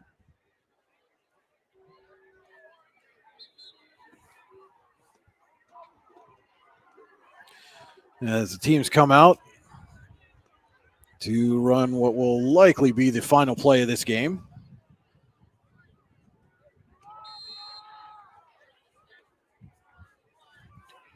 And a low snap. I believe that's Mong in there, quarterback. He's just going to run it ahead for a couple yards. I don't know what the scoreboard went up. That should be the final play of the game. I think the officials are a little confused because the time on the scoreboard is, but the Dragons are coming out to midfield. They know this one's over. That is the final play of the game. Your final here from War Memorial Field. Warren 42. Titusville 17. We'll be back with the Allegheny Grill of Foxburg post-game show right here on the YDL Sports Network. Ready to break into a rewarding career? Elwood National Forge can help.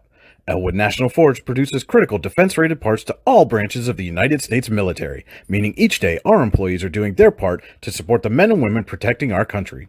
With multiple positions currently available and several career paths to choose from, Elwood National Forge offers on-site and on-the-job training, competitive pay and benefits, including 401k and insurance that start the date of hire, paid time off, and long-term job security.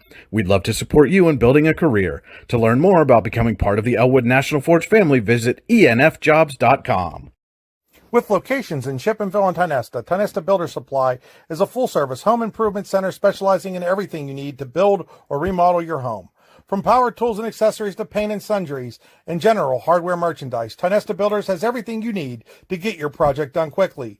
Find out more at tionestabuilders.us and like them on Facebook.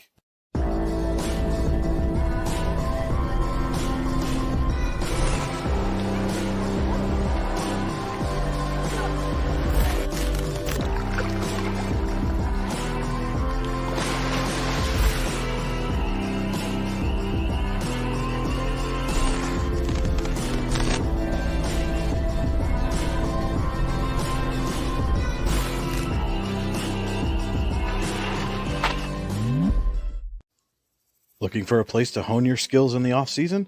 How about just a friendly pickup game, or even a new league to join? Then head to the Hub at PF and Russell. An all-weather athletic facility, the Hub has everything you need to get your game on, from basketball and volleyball courts to indoor batting cages. And more than just an athletic facility, the Hub also plays host to special events like concerts and worship services. The Hub is a proud supporter of local athletes and wants to thank the community for all its support over the last 2 years. Icy Ink Screen Printing and Embroidery, located at 2043 Pennsylvania Avenue East in Warren. We offer screen printing and embroidery on apparel, as well as graphic design, web design, photography, and custom frames, and specialize in youth fundraisers.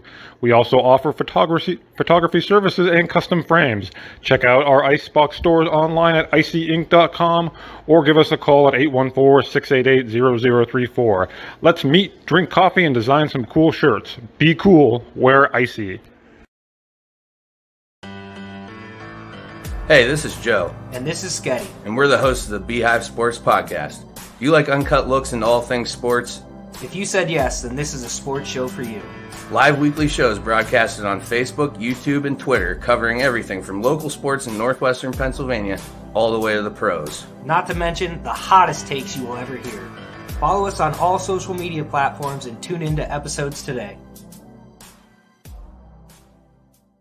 Hi, Chris Rossetti here from D9 and 10sports.com. I wanted to take a second to tell you about one of the best restaurants in all of Western Pennsylvania, the Allegheny Grill in Foxburg, PA. With indoor and outdoor dining, you can enjoy prime rib all weekend long, or perhaps it is their full wings served on Thursday wing nights that you're after. From celebrating a special occasion to hanging out with family and friends, the Allegheny Grill in Foxburg is the place to be. As they like to say, you come for the food and you stay for the view. Reserve your table today at AlleghenyGrill.com. And welcome into the Allegheny Grill of Foxburg post-game show here from War Memorial Field. Your final Warren 42, Titusville 17. Let's take a look now at our final game stats, brought to you tonight by the Brooks UR Ledbetter Sportsperson of the Year Award. For more information, go to yourdailylocal.com/BHL Award. All right, it was Eric Dippold, 8 of 14 through the air, 233 yards, 3 touchdowns, 1 interception, 2 to Caden Wright and 1 to Tommy Nyquist. Nyquist, 13 carries, 202 yards on the ground, and a pair of rushing touchdowns, or 3 rushing touchdowns, I should say. And he also had that 1 reception for 80 yards and a touchdown. Ethan Sens, 17 carries, 98 yards on the ground for the Dragons. Caden Wright, 4 receptions, 138 yards, 2 touchdowns, covering 80 and 49 yards. Sens with the reception for 8 yards. Corbett with the reception for 1 yard. For Titusville, Ian McDonald was 13 of 18 for 152 yards. Cameron Monk, 4 receptions, 73 yards. Jackson Cavell, 5 for 31. Brock Cavell, 5 for 55, receiving for the Rockets. Jackson Cavell, 17 carries, 74 yards. Mong, 8 for 58. McDonald, 7 for 15 for the Rockets. All right, those are our final game stats. Again, brought to you by the Brooks UR Ledbetter Sportsperson of the Year Award. Go to yourdailylocal.com/BHL Award for more information. And now our scoring summary, brought to you by Warren General Hospital. Exceptional care, exceptionally close at Warren General Hospital. And there were a bunch of big plays. Tommy Nyquist got it going, and Eric Dippold 80-yard pass to Nyquist, the 5:48 mark of the first quarter after the Gavin Rex PAT made it 7-0. Nyquist 69-yard touchdown run. The Rex PAT made it 14-0 at the 1:16 mark of the first quarter. At the 10:41 mark of the second quarter, Titusville got on the board. Brock Cavell, 25-yard pass from Ian McDonald. Reeves' kick was good. Mong to McDonald to Mong, I should say, 21 yards out at the 8:06 mark of the second quarter with the PAT, made it 14-14.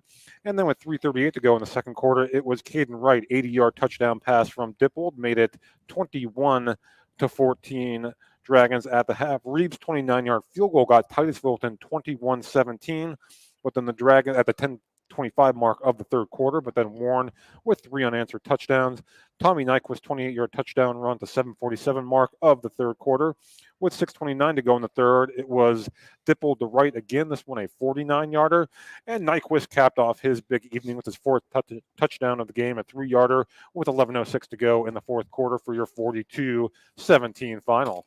All right, that was our scoring summary, again brought to you tonight by Warren General Hospital. Exceptional care, exceptionally close at Warren General Hospital. And now, Andy, let's name our Jim Kelly Player of the Game, powered by the Allegheny Grill of Foxburg. Right, some good choices, but Tommy Nyquist, just a monster game. 282 yards of total offense, 202 on the ground, and 3 touchdowns. Also had an 80-yard touchdown reception. Big plays from the Dragons all night, and Tommy Nyquist was right in the center of a lot of it. He is our Allegheny Grill of Foxburg Player of the Game tonight. All right, congratulations to Tommy. And now we'll take a quick look at our out-of-town scoreboard, brought to you by Swift Kennedy & Company, the official insurance provider of the YDL Sports Network. Swift Kennedy & Company, insurance with integrity since 1921. Visit them online at swiftkennedyandco.com. Okay, it appears these are all final in District 9. Well, no, this one is not. Otto Eldred 42, Bucktail 36 in the fourth quarter. These are all final. Port Allegheny 8, Red Bank Valley 7, Union AC Valley 42, Smithport 7, St. Mary's 25, Bradford nothing, Brockway 41, Ridgeway 13, Brookville 28, Karn City 7, Cameron County 28, Elk County Catholic 13, Central Clarion 45, DuBois 7, Clearfield 48, Bellefonte 7. In overtime, Conemaugh Valley 28, Kerwinsville 27. It was Keystone 45-13 over Kane, and Punxsutawney Blanks Montauk 41-0. Again, these games are almost all final. Cambridge Springs over Cockerton 35-6. Cathedral Prep 40-14 over Butler. Maplewood 31-22 over Kennedy Catholic. Mercer, this one is not final. Mercer 15, Lakeview 13 in the fourth quarter. Reynolds 52, Sagertown 12. Mercyhurst Prep 67, Iroquois nothing. Seneca 40, Union City nothing.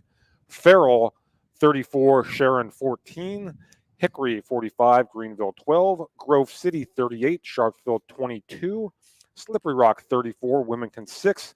Oil City 34, Conneaut 7. Ethan Knox over 400 yards again in that one. For the Oilers, he just keeps rolling. Meadville 77, Franklin nothing. Here are our final: Warren 42, Titusville 17. Girard 30, Corey 21. General McLean 29, Fairview 15. St. Clairsville, Ohio 34, Fort LaBeouf 12. And Northeast 25-0 over Harbor Creek. As Brian said, we've got some games tomorrow. Eisenhower at Northwestern, a game you can watch right here on the YDL Sports Network. Also, West Toronto Prep at McDowell and Erie at Canisius, New York in District 10. And in District 9, Counter Sport travels to Wolverine Mountain to take on the Sheffield Wolverines. All right, that was our out-of-town scoreboard, again brought to you by Swift Kennedy and Company, the official insurance provider of the YDL Sports Network.